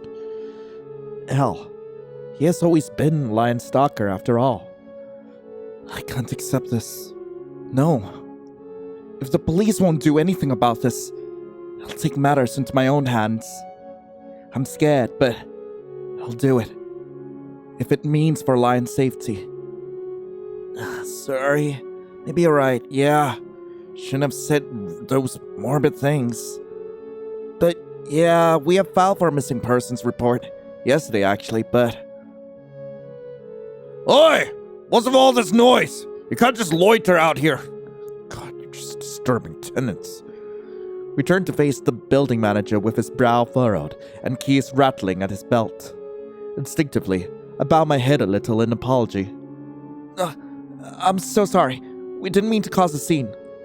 We're just worried about someone who lives here, sir. They're my dearest friend. Worried, huh? Then I suppose you all haven't heard. My chest feels tight at the implication in his words. Heard what? The water. It's been running non-stop for 2 days straight from this unit. Tenants downstairs have been complaining. I need to check if something's happened in there. Water bill's already expensive enough. No one would have let this happen, surely. The information that the manager just revealed leaves us all in silence. It seems like the same thought settled over us all. 2 days of water running. That's not a good sign at all.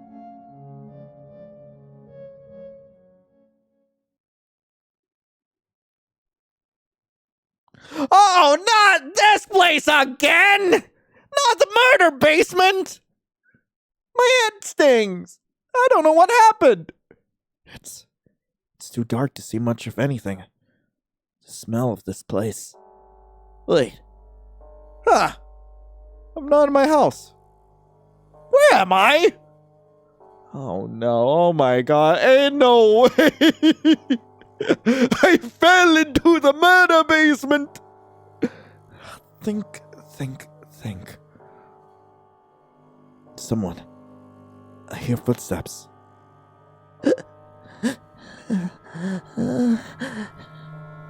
I hear sounds of hiccups and cries coming nearby me. What have I done? Oh God, oh please. I'm so sorry. I'm sorry.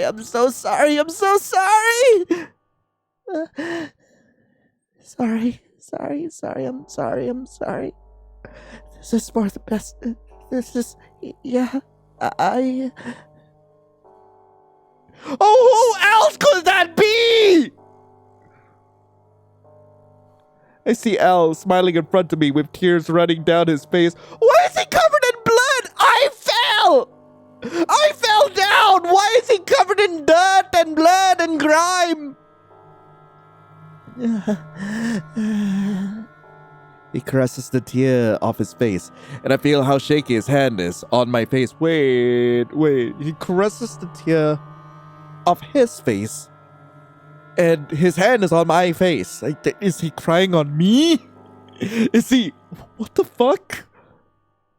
Al? He flinches and backs away the moment I speak. What?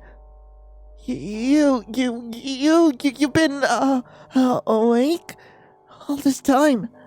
He immediately steps back and starts breathing heavily. No. How can you not tell? I brought you here with me. Stop! No more! You're not allowed to come anymore!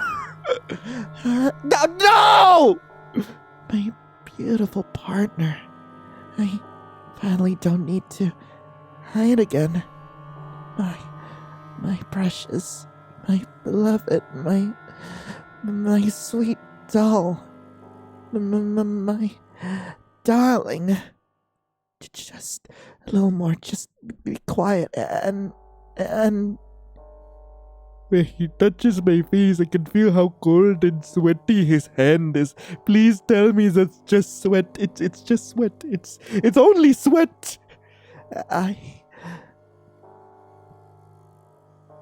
Why am I blacking out? Suddenly he falls quiet, like murmuring under his breath. Drugs. It's working. How? When? I was in the shower! Did you drug my shampoo? I'm so sorry. You hate me, don't you? No, I'm just so confused. How did you drug me? I hate you, leave me be. What if I say I don't? Please just let me go. I'm just confused. Where's the I'm confused option? What do you mean you don't? Am I not disgusting to you? Gross, disgusting. That's all everyone would say. Am I not? Liar! You should hate me. You should be. All I've ever done makes your life difficult. Hate me, beats me up.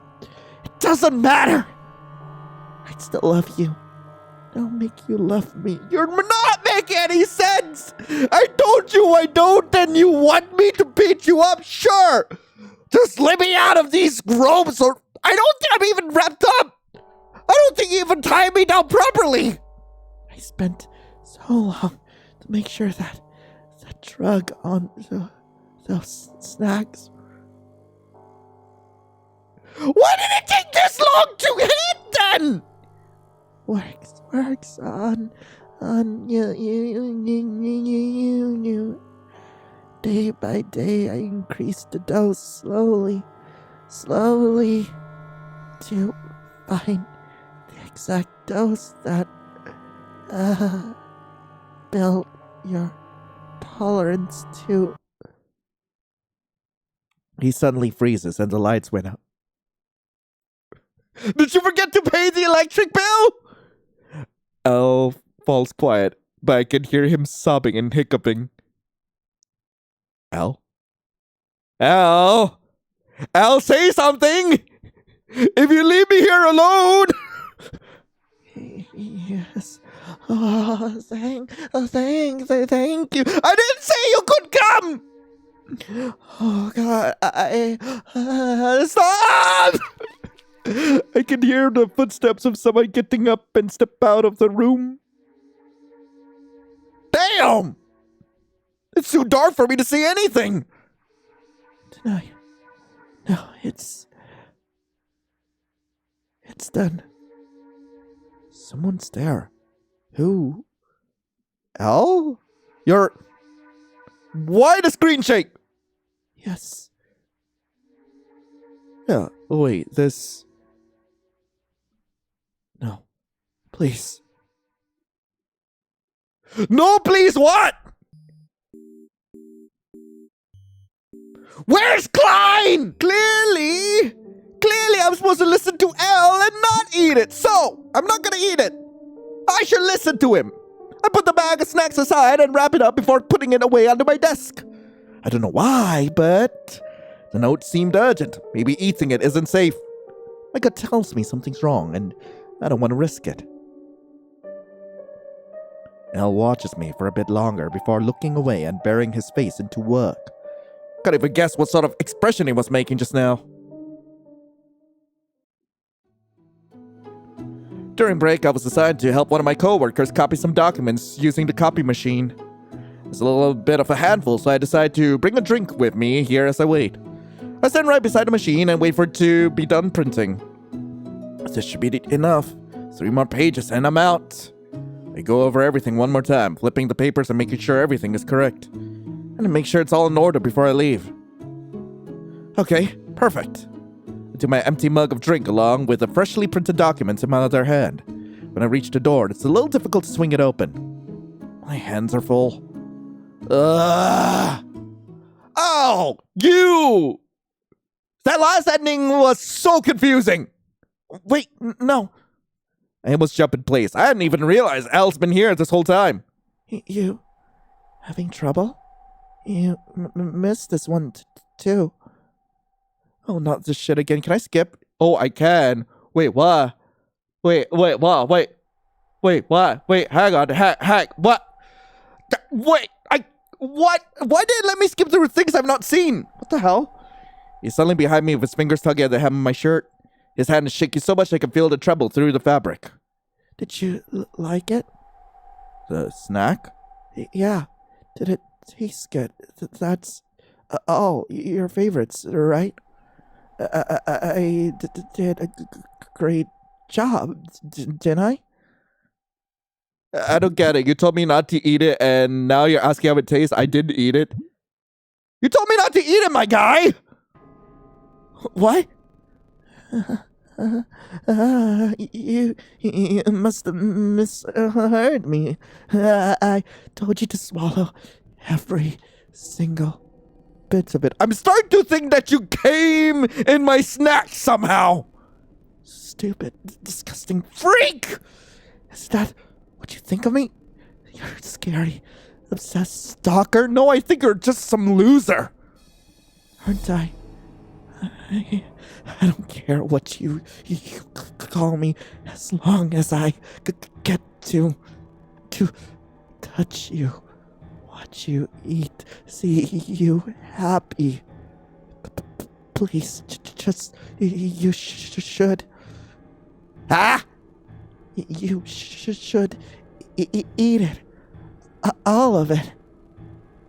He's acting so weird. His tone sounds so firm, yet he can't even look me in the eyes. Calm down, Al. Why are you so insistent about this? I tried to calm him down, but my voice cracks just from saying that alone. Just do it, okay? I reach my hand out to stop him, but it pulls away immediately, almost perfectly in sync with my movement. Step back! Get away! Don't touch! You touched me! You touched me and you tell me to step back? Get fucked, Al! Actually, you don't need to yell. Just be gentle like usual. I'll listen from now on. You're so scary, I'm going to report you. Let's just talk! You freak! What? What? What? What the hell? What do these choices even mean? God damn it! Fuck you! I'm gonna be your friend! I can see his hands turning visibly shaky after the word friend rolled off my lips. Friend? What? What did you yes? Friends? No. That's not a... His hands reach for the doorknob beside him, while the other one clutches to his chest. Stop! Stop! Not allowed! His breathing is turning shallow all of a sudden, like he's panicking. Should I try to calm him down? I take a step forward to reach my hand out towards him. Why would he slap? How could he slap? How could he slap? He didn't yell or anything, he just slapped. It sounds like he's on the verge of crying. No, this is wrong. Elle forces the door open and stumbles into the hallway without looking back. I didn't imagine it. I know he was crying as he ran. Freak? I didn't see Al again for the rest of the day afterwards. I think he must have left the office. Even now, I still don't know what to make of it all. I feel like he's trying to say something to me, but he seems to be struggling so much to deliver the message. He's been trying to get close to me much more than he's ever done until now. If earlier he was just watching me from the sides, I feel that's already changing nowadays. The next day, I'm already back to work again. I've been thinking too much. A lot of things are on my mind. I could barely sleep last night, yet again. I let out a small sigh and rest my chin against the back of my hand, closing my eyes. I feel Briar's pencil poking my cheek, pulling me out of my drowsiness. What's wrong with you, Lion? You don't look good today. I look at her and shake my head with a weary smile. Yes, if I ever do. Couldn't get good sleep last night. Aw, I'm so sorry. Something keeping you up? It's just something on my mind. Had a weird interaction with Al the other day. Let out a sigh and settle in my seat.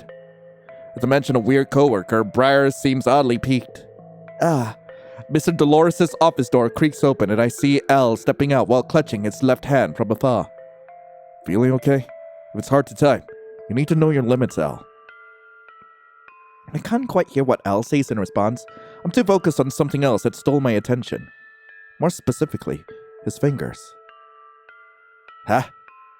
There's a lot of bruises on it. Al quickly shakes his head and tries to move them away from view, clearly trying to draw Mr. Dolores' attention away from it. The rest of their exchange fades into murmurs from where I'm sitting, and eventually, they part ways. Al walks past my desk without looking at me. Okay. During lunch, Briar asks if we all want to go to a cafeteria to grab something to eat. Are you not joining us? I shook my head and let out a small, awkward chuckle. Nah, you guys go ahead first. Yeah, I'll catch up at the cafeteria if I can. It's my bad for postponing working on this. Cassius blinks and shrugs, sighing quietly before giving me a light pat on my shoulder. Good luck. We'll get you something light to eat anyway. What do you want to eat? Something sweet? Savory? I think, Oh, savory snack. I would love a savory snack. I think maybe something savory would be nice. Okay, I'll grab something warm for you then. I can't help but smile a little at how she remembers. Archie for working hard, so you better get that done. I'm so bored at work when I can't gossip with you. I chuckle and nod, now feeling a little more determined than ever because of their support. Thanks, guys. Really appreciate you both. Eat well. They both turn around and start walking off, leaving me in the office room. There's only me and a couple of other employees in the room right now due to the lunch break. Our lunch break is an hour long, so most of us like to spend it outside the office. Either driving somewhere nearby to get food or lounge around the cafeteria chatting with friends. Just like Briar and Cassius. I wish I could join them, but I need to stop slacking off for now. Want to have a proper break next time. Oh, it's you again. You're not gonna start creaming all over my desk, right? I peek around the room to see where the loud thud came from, and I see Al standing right in front of his desk, looking down. Al? He's probably one of the few people here that never really leaves the office room, even during break. Even if he leaves, it seems to be either to Mr. Dolores' office or the pantry, to grab a couple of drinks or slurp a quick instant ramen bowl. I personally would never have actually considered that a break. Al looks around a little frantically, like hoping someone would notice him. He seems to be having trouble with something. He looks really anxious. Yeah, what's wrong? I could just leave someone like that alone. I've been trying to be friends with him for a while now. Anyway, might be a good chance. I get off my chair and walk over to where his desk is. Al? I gently ask, peeking a little in his direction. He flinches as soon as he heard me calling his name. He steps back in a haste, like putting a distance between us. Oh my god! I just said hello! I just tried to say hi! And you couldn't even stop yourself! Are you okay? I step closer, scanning his desk. Sticky notes I scatter across his desk as though he placed it all in a rush. On top of that, I see hot coffee had spilled over his keyboard. It had soaked the keys and left a dark, sticky sheen. My eyes widen. This isn't good. Not for him, and certainly not for the office's equipment. Let me help you. This doesn't seem good. I'll drive the keyboard for you. I leaned out a little more, carefully taking the cables off the keyboard from his desk. Huh? As I move a couple things aside, that's when I see what's really written on his sticky notes. My earlier conversation with Briar and Cassius when they asked about what kind of snack I want from the cafeteria. No, don't look! He reaches over to shove my hand away, but the moment his palm makes contact, he winces and pulls back. Okay! Dick! His breathing quickens, not loudly, but I can see his chest rising too fast for calm. Please, I will be okay. Thanks, but leave me be. Your friends, people, they are returning soon. You don't want to be seen talking with me. You're such a freak. Now, they're not gonna return that quickly. Not sure where that came from. Seems like he really just wants me to leave. The queue in the cafeteria is, That's when Cassian returns from the cafeteria. Hey, Lion, our treat! What? He tosses it to me and I catch it just in time. Thanks. You could have waited till I get closer. Sorry. I settle down in my seat before settling down with my refreshments and enjoy them. Briar and Cassius also sits nearby, enjoying their own treats. Were you talking to Al? Yeah, I was. Briar raises a brow at my words and smiles smugly. Looks like he's having trouble there. Yeah, I wanted to go in and try help him clean up his desk. He spilled coffee all over his keyboard. Ooh, that sounds rough. Imagine how Mr. Dolores would take it. I'd say he's in for one long lecture, but he's Mr. Dolores' golden child, so obviously not.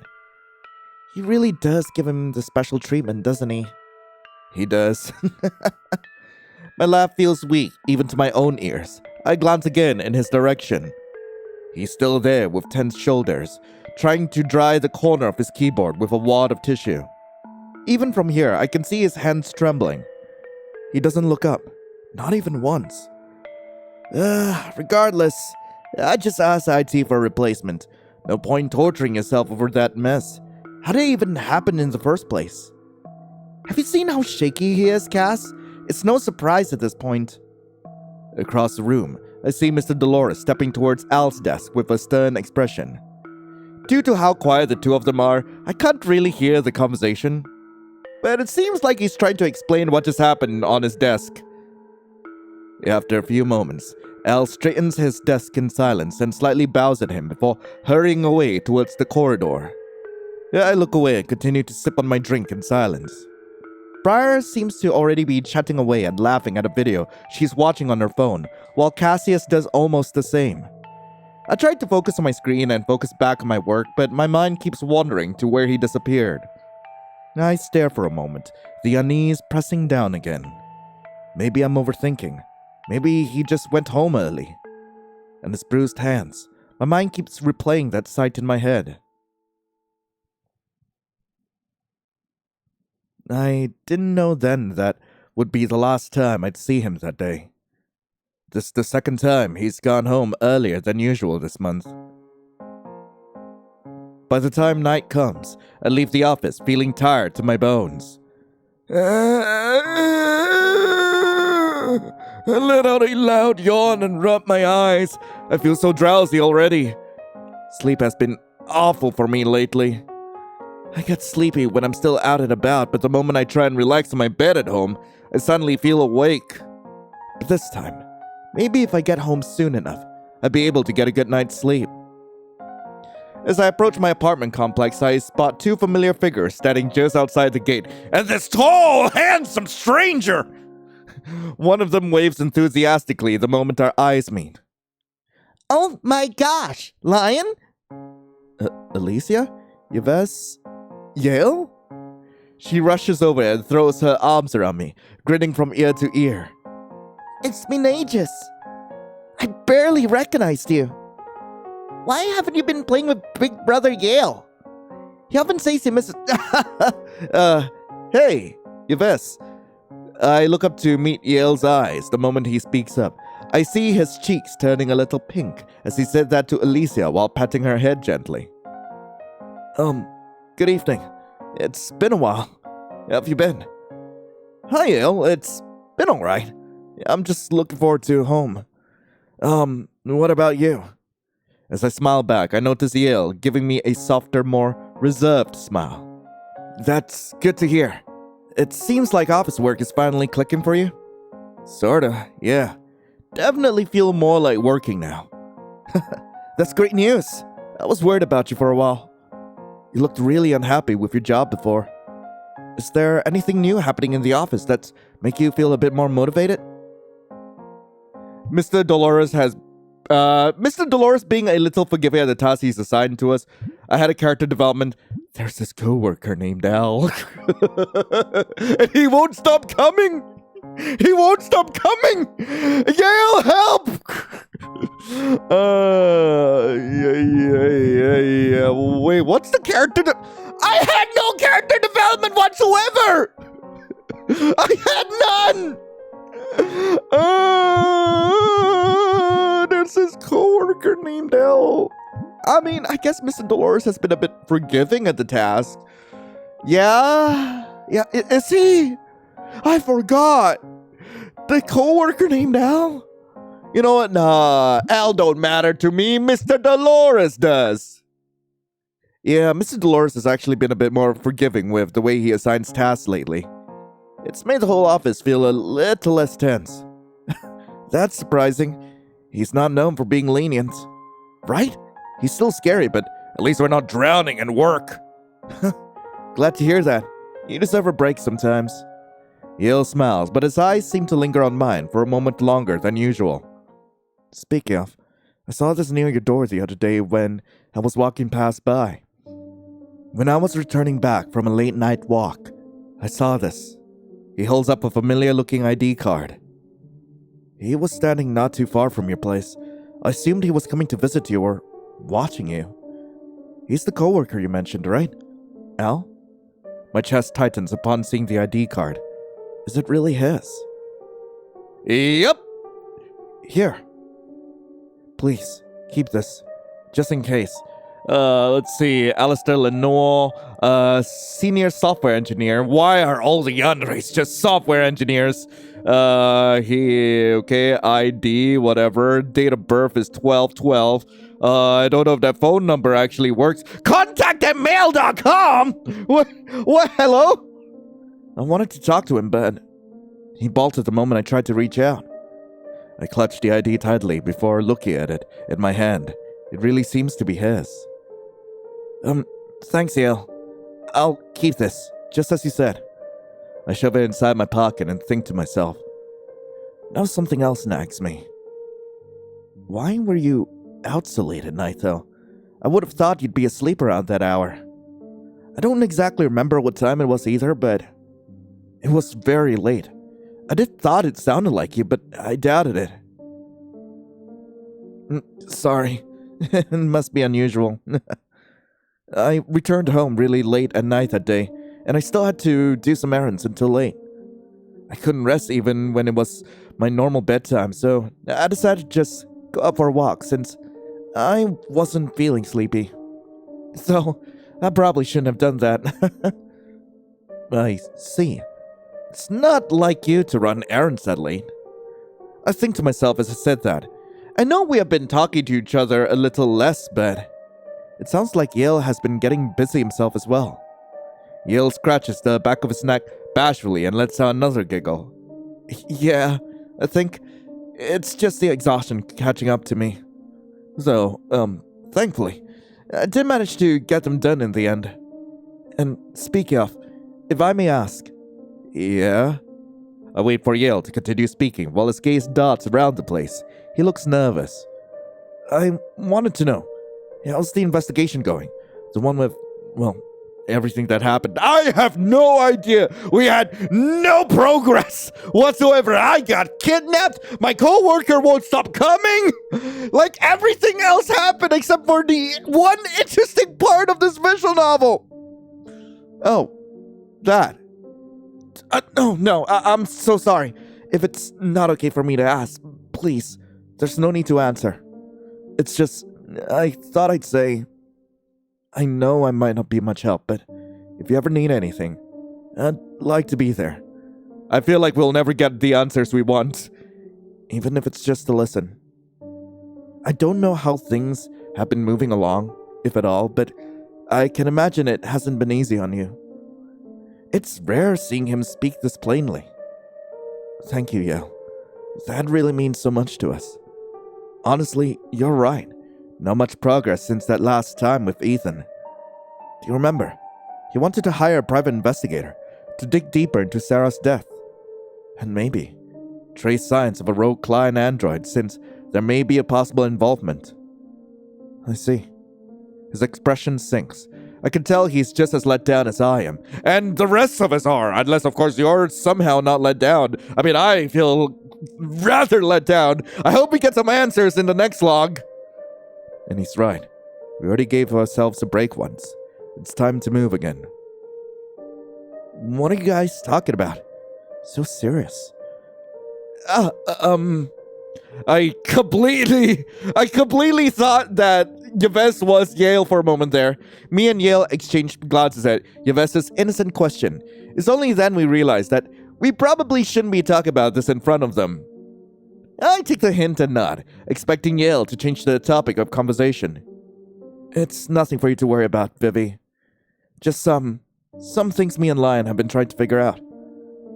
Oh, could it be one of the recipes you've been wanting to cook lately? Did you know, Lion? Big Brother Yale has been cooking a whole lot more lately. His cooking tastes even better than Mom's nowadays. He made this curry dish that made Mom ask for seconds even when she was sick. Yale chuckles, clearly embarrassed, rubbing the back of his neck. Yeah, and the secret ingredient being an apple. Also, please, Lion, it would be really nice if you could come over tonight. Big Brother Yale promises he will cook something yummy for dinner, and if you come along, we can all play house too. I've been looking forward to having someone else play the parents. It's only been Big Brother Yale playing both parents. Play house? Yale blushes lightly, waving a hand like he's trying to dismiss the idea. Please, you're welcome to come by, Lion. We'd be happy to have you. Who this? Oh, it's Ethan. A little unexpected. Ethan's calling. He hasn't called me for a while. I wonder if it's something important. I'm sorry, Yale. Alicia, Yves. I have to take this call. I hope you all can have fun. I hope I can join you guys next time. Of course. Please, take care. Aw, here I was looking forward to playing with Lion. Me too. I guess we'll see you later. I'm sorry, you guys. I promise. Next time. Promise? I give them both a smile while walking away in haste. I thought I caught Yale watching me for a moment longer. Once I turn to a quieter road, I accept the call and speak with him through the phone. Hello? Is everything okay? Oh, Lion. Oh, thank goodness you picked up. Yes, everything is all right. May I ask where you are? I assumed you'd be home by now. Sorry, it's my mistake for not checking in with you before I stopped by. Oh, wait, Ethan. Are you in my place right now? Yes, I have something really important to talk to you about. But I cannot risk for someone to overhear our conversation over the phone, so I want to talk about it in person. Are you just coming home from work? Yes, actually. Do you mind waiting a little? I'll be quick. It's not that far. Of course. Please, take your time. I hang up the call and immediately hurry back to my place. Thankfully, it isn't far. I'm really curious about what Ethan wanted to say. As I turn around the corner, in a hurry, I see Elle standing right there. I almost bumped into him. Thankfully, I managed to step back just in time. No, not watching. Sorry. He takes a step forward and looks dead into my eyes while holding up a bag he's been holding. Take this. He throws in a bag of those snacks and runs out of my view just as quickly as I saw him. Freaking weirdo! Hey! I yell out to stop him, but Al doesn't even look back. He just keeps running. Man, he's so weird. This is the second time this has happened. He's so insistent on giving and making me eat these snacks. I haven't managed to know the reason why either. I crumpled out the bag to close it up and decided to just take it back home with me. Maybe I could show this to Ethan too. Ethan! As I entered the apartment building and approached my unit, I could already see Ethan standing there. He must have been waiting for some time. Hey, Ethan!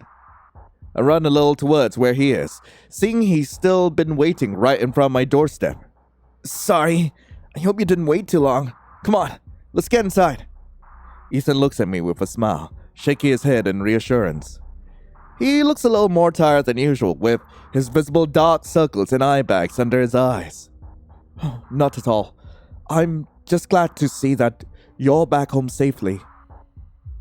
I hurriedly pull out my keys and unlock the door to my apartment, letting him step inside first before I follow behind. I'm not imagining seeing someone out the corner of my eye, right? That's not just my imagination, right? I hear Ethan let out a soft exhale as I put down my bag and take my jacket off in a haste. Once both are settled in, he looks me in the eye a bit more seriously and takes a deep breath before speaking. I wanted to talk about something related to the company, Sentient Tech Labs. Oh, that? The one that created Klein. What did you find? I just got some updates from Miss Mia, our private investigator. It's about Sentient Tech Labs. Turns out that Sentient Tech Labs has a major problem with confidentiality. They've been keeping employees' personal information under extreme. Employee history and even basic details like full names are hidden. She's been trying to trace their employee records, but it's like the people there don't really exist. No one seems to know anything about the people working there, and that alone had raised some serious questions in the past. She suspects that it could be a cover-up for something. A cover-up? That doesn't sound good. What do you think they're hiding? We can't tell yet. But what's even stranger is the pattern emerging in the non-disclosure agreements they make their employees sign. They're ridiculously strict, almost like a gag order. It was stated that employees aren't allowed to try to talk to each other about anything irregular going on within the company. I frown, piecing things together in my head. Sentient Tech Labs always looked so pristine on the surface, but starting with what happened with my Klein. The more I hear, the more I feel like I'm being drawn into something far bigger than I realized. And that their professionalism is simply a facade to hide something sinister beneath. What else did the investigator find? We dug deeper into an ex-employee's history. They were an intern a few years back. Not someone who would normally have access to any sensitive data, but they managed to identify some anomalies. Apparently, they noticed something off about Klein's very early prototype programmings when they first worked there. Something that didn't seem to fit the intended function of the humanoid. I feel my heart skip a beat. What kind of anomalies? What did they find? They accessed fragments of code that don't belong. There's some lines of code in there that seem completely unrelated to Klein's intended functionality as a boyfriend android. The intern couldn't make much sense of it, but according to them, the code was unusually advanced for the state of Klein that was before. Very out of place, like it had been patched onto the system after the fact. So tampering. Possibly. The intern couldn't give us a definite answer, unfortunately. They didn't have full access, just fragments they happened to see before leaving the company. It could be nothing, or it could explain some of the strange behavior you've seen from Klein. I tried to process everything Ethan just told me. What does this mean for Klein and for me? Was his programming tampered with all along? If this means someone did tamper with the code, then is it just the Klein android that I had, specifically mine? I never had a Klein android! Or does this apply to other androids, not unique to mine? I wonder, is there another victim out there who was silenced? Maybe someone from the forum who posted that photo of Klein before. All those AI conspiracy theorists. That sounds really concerning. So what do we do now? Can we trust this intern's analysis? Yes, for now. And Miss Mia is still trying to reach someone who left recently for more up-to-date information. We'll be moving carefully. We don't want to risk a lawsuit or putting anyone in danger. Okay. Yes, I'll keep you updated. For now, I just wanted to make sure you knew what's been found. We're all in this together after all. Yeah, thank you for telling me. Of course, and please, don't worry too much until we have something concrete. I'll try. Please let me know if you find anything else, and if I can help in any way. I can. Please tell me. I'd really like to be of help. I'll keep you updated. Just please, stay safe. That's all I need from you. And let Yale know, if this goes to court, he may need to testify given he was suspected of being harmed by an android anomaly. Only his fingerprints were found at the scene, exactly like Sarah's case. That kind of consistency should have been a red flag from the start. Okay, I'll relay that to him. I will. The person behind it could have also been wearing gloves. That'd be great. Thank you.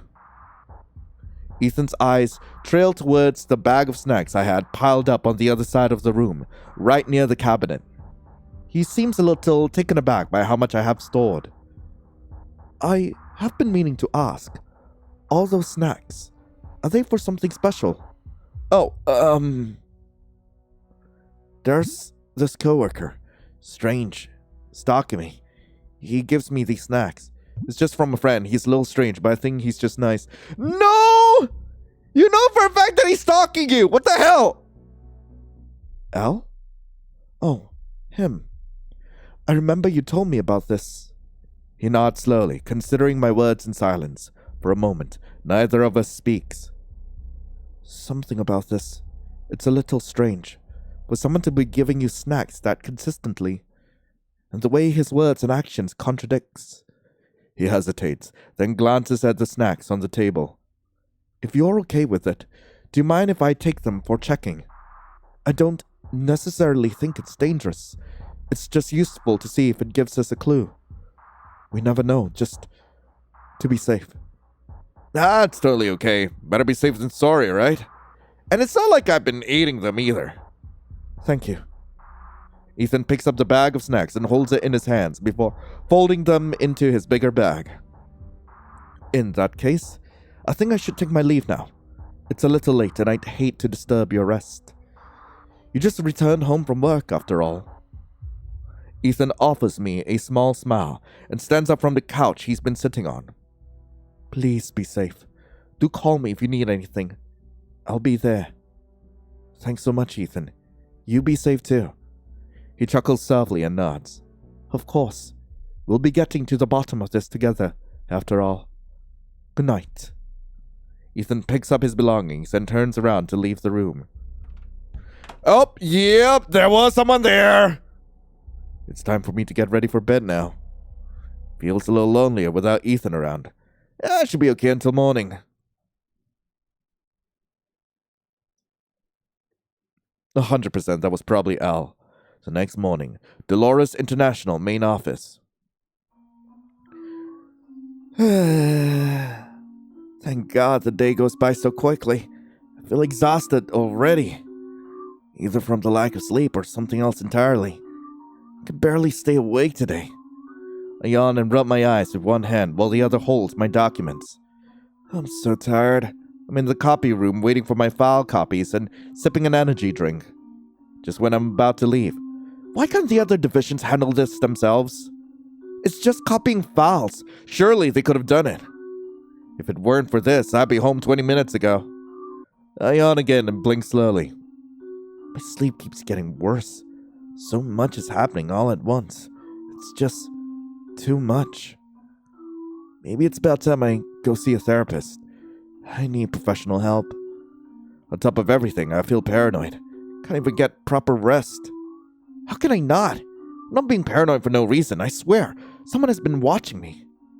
When all the documents are done, I set the cup down and take a last swig and gather the papers. I sling my bag over my shoulder, turn and reach for the doorknob. But then a hand clamps around my wrist and stops me from leaving. Wait.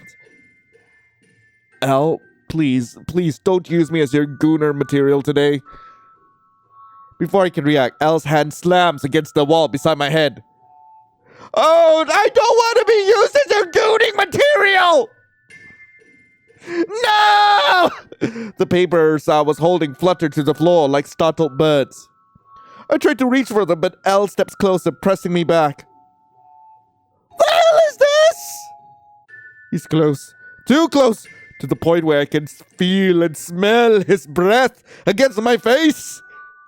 His other hand grabs my wrist gently but firmly. Did you eat it? What? The snacks. The snacks. Why did you give it away? He seems so upset. Is he talking about Ethan? That I gave the snacks away to Ethan for investigation? I can't tell him that. No. Wait, this means he really has been watching me. How else would he be able to tell? He seems like he's going to cry. Bro, what the fuck is that? Al reaches into his pocket and pulls out a small snack bar, the same kind as before. His hand trembles as he holds it in front of my lips, like he's going to force feed me. What do you want from me? What do you want? I'm really so sorry. I'm really sorry. He presses his forehead to mine, trembling. Just be quiet, please. Just this once. No questions. No. Can't. Just be good. Quiet. This is what I wanted to see. All I wanted. Stay, keep eating that. I hesitate to keep on eating. My hands tremble. Wait, I didn't even choose to eat! What the fuck? This is my favorite snack bar, yet it tastes so nauseating. Finish it! He sounds a little choked up as he says that. Rather than angry, he sounds more sad. Or scared? He's trembling so much and his breathing is so loud, he's almost hyperventilating. I'm so scared, I don't know what to do. What will he do to me if I keep up any longer? Why is he so insistent on making me eat this? Kick him! Get off me! I gathered up all the energy I have within me and managed to land a kick on his stomach. Pathetic. Al loses his balance for a second, and I take advantage of this to flee from his grasp as his grip weakens. I stumble, and when I try to stand up straight and push him abruptly, causing him to hit the back of his head slightly against the cabinet, earning a small thumping noise, then I kick him again! I don't look back, and I just keep running out of the room and down the halls. Then I run back and kick him again! I don't even remember where I put those documents. Oh, man, I might just need to redo it tomorrow morning. I cough and gag, tried to spit out what's left of the snack in my mouth. What the hell was that? He's been acting stranger every day. This is getting out of hand. That was spooky. I did manage to fight back at the last second, but oh my god! I feel nauseous. Not because of the snacks, just I hurl myself over the wall once I feel I've ran far enough from Al. I keep panting, feeling my eyes getting drowsy and my head feeling light. No, this is bad. It's getting dark and blurry. My vision. With what energy I had left, I muster up the strength to pick up my phone and call somebody. But just in time, Ethan's incoming call. I pick it up and hear Ethan say hello, but I can't really say anything back. Then... Hello? Lion? Tired. What? I'm sorry, are you okay? Your voice. Oh, I'm cooked. I feel my knees buckling beneath me. I feel so weak and dazed. Dazed! Not gazed! Dazed! No, this is bad. Damn, I need to stay awake. I need to talk to Ethan. I don't know what's happening to me. Oh, sick. Hello? Lion? Oh, goodness, you're finally awake. You passed out on the streets. Good thing I called you and you didn't hang up. I was able to locate where you're at. How? What happened? You didn't get drunk, did you? No, Ethan, I had a strange encounter with that coworker of mine, Al. Earlier, he caught me while I was just copying some files. He force-fed me some snacks, sweets, I don't know, but I still feel so dazed. Well, I tried running away and that's when you called me. Then I passed out. The snacks. From him. Goodness, I did feel something was off with the snacks right off the bat. Do you feel okay now? How do you feel? This all makes sense now. What makes sense? I slowly sit up and look at Ethan, still very confused and out of it. The other day after visiting you, I had the snacks you brought examined. Something isn't right with them. What do you mean? On the surface, they looked sealed and normal. But the lab test found microscopic punctures, precise ones like from a microneedle. Someone injected a substance into them. But I ate some before. I suspected you might, and that's what concerns me. What kind of drug is it? Miss Mila had the lab look into it. They said it's some sort of sedative, given in tiny amounts over time to build tolerance. At first, small enough that you wouldn't notice. We suspect that the culprit is doing what is commonly known as titration. What? But in this context, it's not a treatment, more like conditioning. Conditioning me for what exactly? We don't know yet, but clearly not for a noble reason. Clearly not! While you were unconscious, we took a sample of your saliva too. You just swallowed the snacks, right? If the drug is there, then it's confirmed. What? Am I going to die? I swallowed drugs! Poison! Ethan shakes his head and pushes me down the bed and tucks the blanket up. No. It wasn't a lethal dose, just enough of it to act quickly and cause you to faint. You're safe here. I was lucky I managed to get there in time, and that I happened to be nearby. God, that's so many coincidences. Feeling dazed is normal for the next few hours. It should go away on its own. Rest up for now. I'll be here with you. Seeing all that happened, I don't feel safe leaving you alone.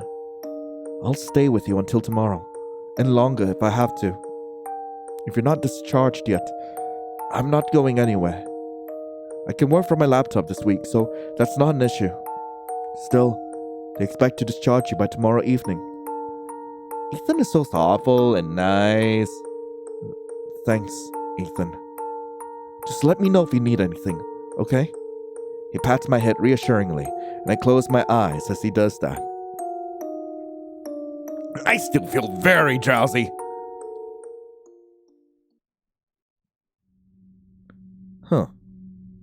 I slowly open my eyes and stretch a little. I turn my body to the other side and I see Ethan still sitting on the same spot as before. He seems to be busy typing away on his laptop. Oh, you're awake. It's very late at night. Why don't you rest a little more? He smiles at me and takes a sip of some water before typing again. My brain still feels a little slow. Must be the lingering effects of the drug. Yeah, still feel drowsy. What time is it? You're still working? It's 11. Yes, I'm just trying to find some ways to approach Al somehow. The lab results for your saliva sample was done earlier, and I was right. The snack you were force-fed with, it was also laced with the same kind of drug that we found in other samples. Just the one you consumed earlier had a significantly higher dose, as expected. Oh. I feel so disturbed. I did just swallow that. My God. It's okay. Calm down. You're safe with me. Yeah. Oh, God, I'm really glad I fought back. Also, like a high dose of that would have tasted god-awful. It would have tasted god-awful. What the hell kind of drug is he feeding me? He was trying to feed me more of it, but I managed to run away. Ethan's expression turns into one of concern as I said that. Goodness, I'm really grateful that you did. I couldn't imagine losing you as well. Like Sarah. He silences himself before I even realize what he just said. He's still thinking of Sarah. Of course. I'm sorry, I just don't want anything harmful to ever happen to you. Ethan, you've been trying so hard. It's okay. We all miss her. We really do. Ethan looks like he's holding back his tears. He shakes his head and smiles at me, clearly holding back his tears. Thank you so much. But back to what I was saying earlier. Yes, I need to approach that coworker of yours somehow. Talk to him. From what you've told me, I think I'd put together a plan with Miss Mila. But I can't let him realize it's an interrogation just yet. I have a feeling, if he feels cornered, he might run or lash out. Miss Mila said that his background in general was difficult to trace. From what little we found, it looks like he dropped out of junior high around 3rd year. As for his parents, nothing. No current records. It seems like their births weren't documented properly. The only person we could confirm to still be alive is a younger brother, still a student based on a recent enrollment data. That's all we have.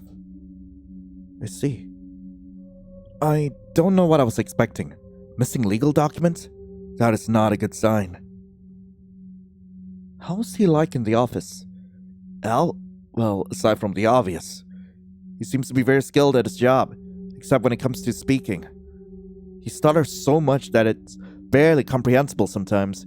He's always cryptic when talking, and I want to see him in a miniskirt. Her boss, Mr. Dolores, seems to have the same idea. And he seems to have taken a liking to him despite his demeanor, though. And speaking of that, actually, he gave me these. I hand Ethan the stack of sticky notes he wrote for me. I kept every single one I received tucked away in my bag. I guess he's trying to say something through these. His handwriting is barely legible. Some of the words are hard to make out at first glance. Something about all this isn't adding up. Please, let me hold on to these. They might become important later. We'll reach out to him somehow. We have to. There are a few things I need to ask him. Serious things. Especially after what he did to you with those laced snacks. And after reading these sticky notes, I'm even more certain now. Talking to Al, is it even a good idea?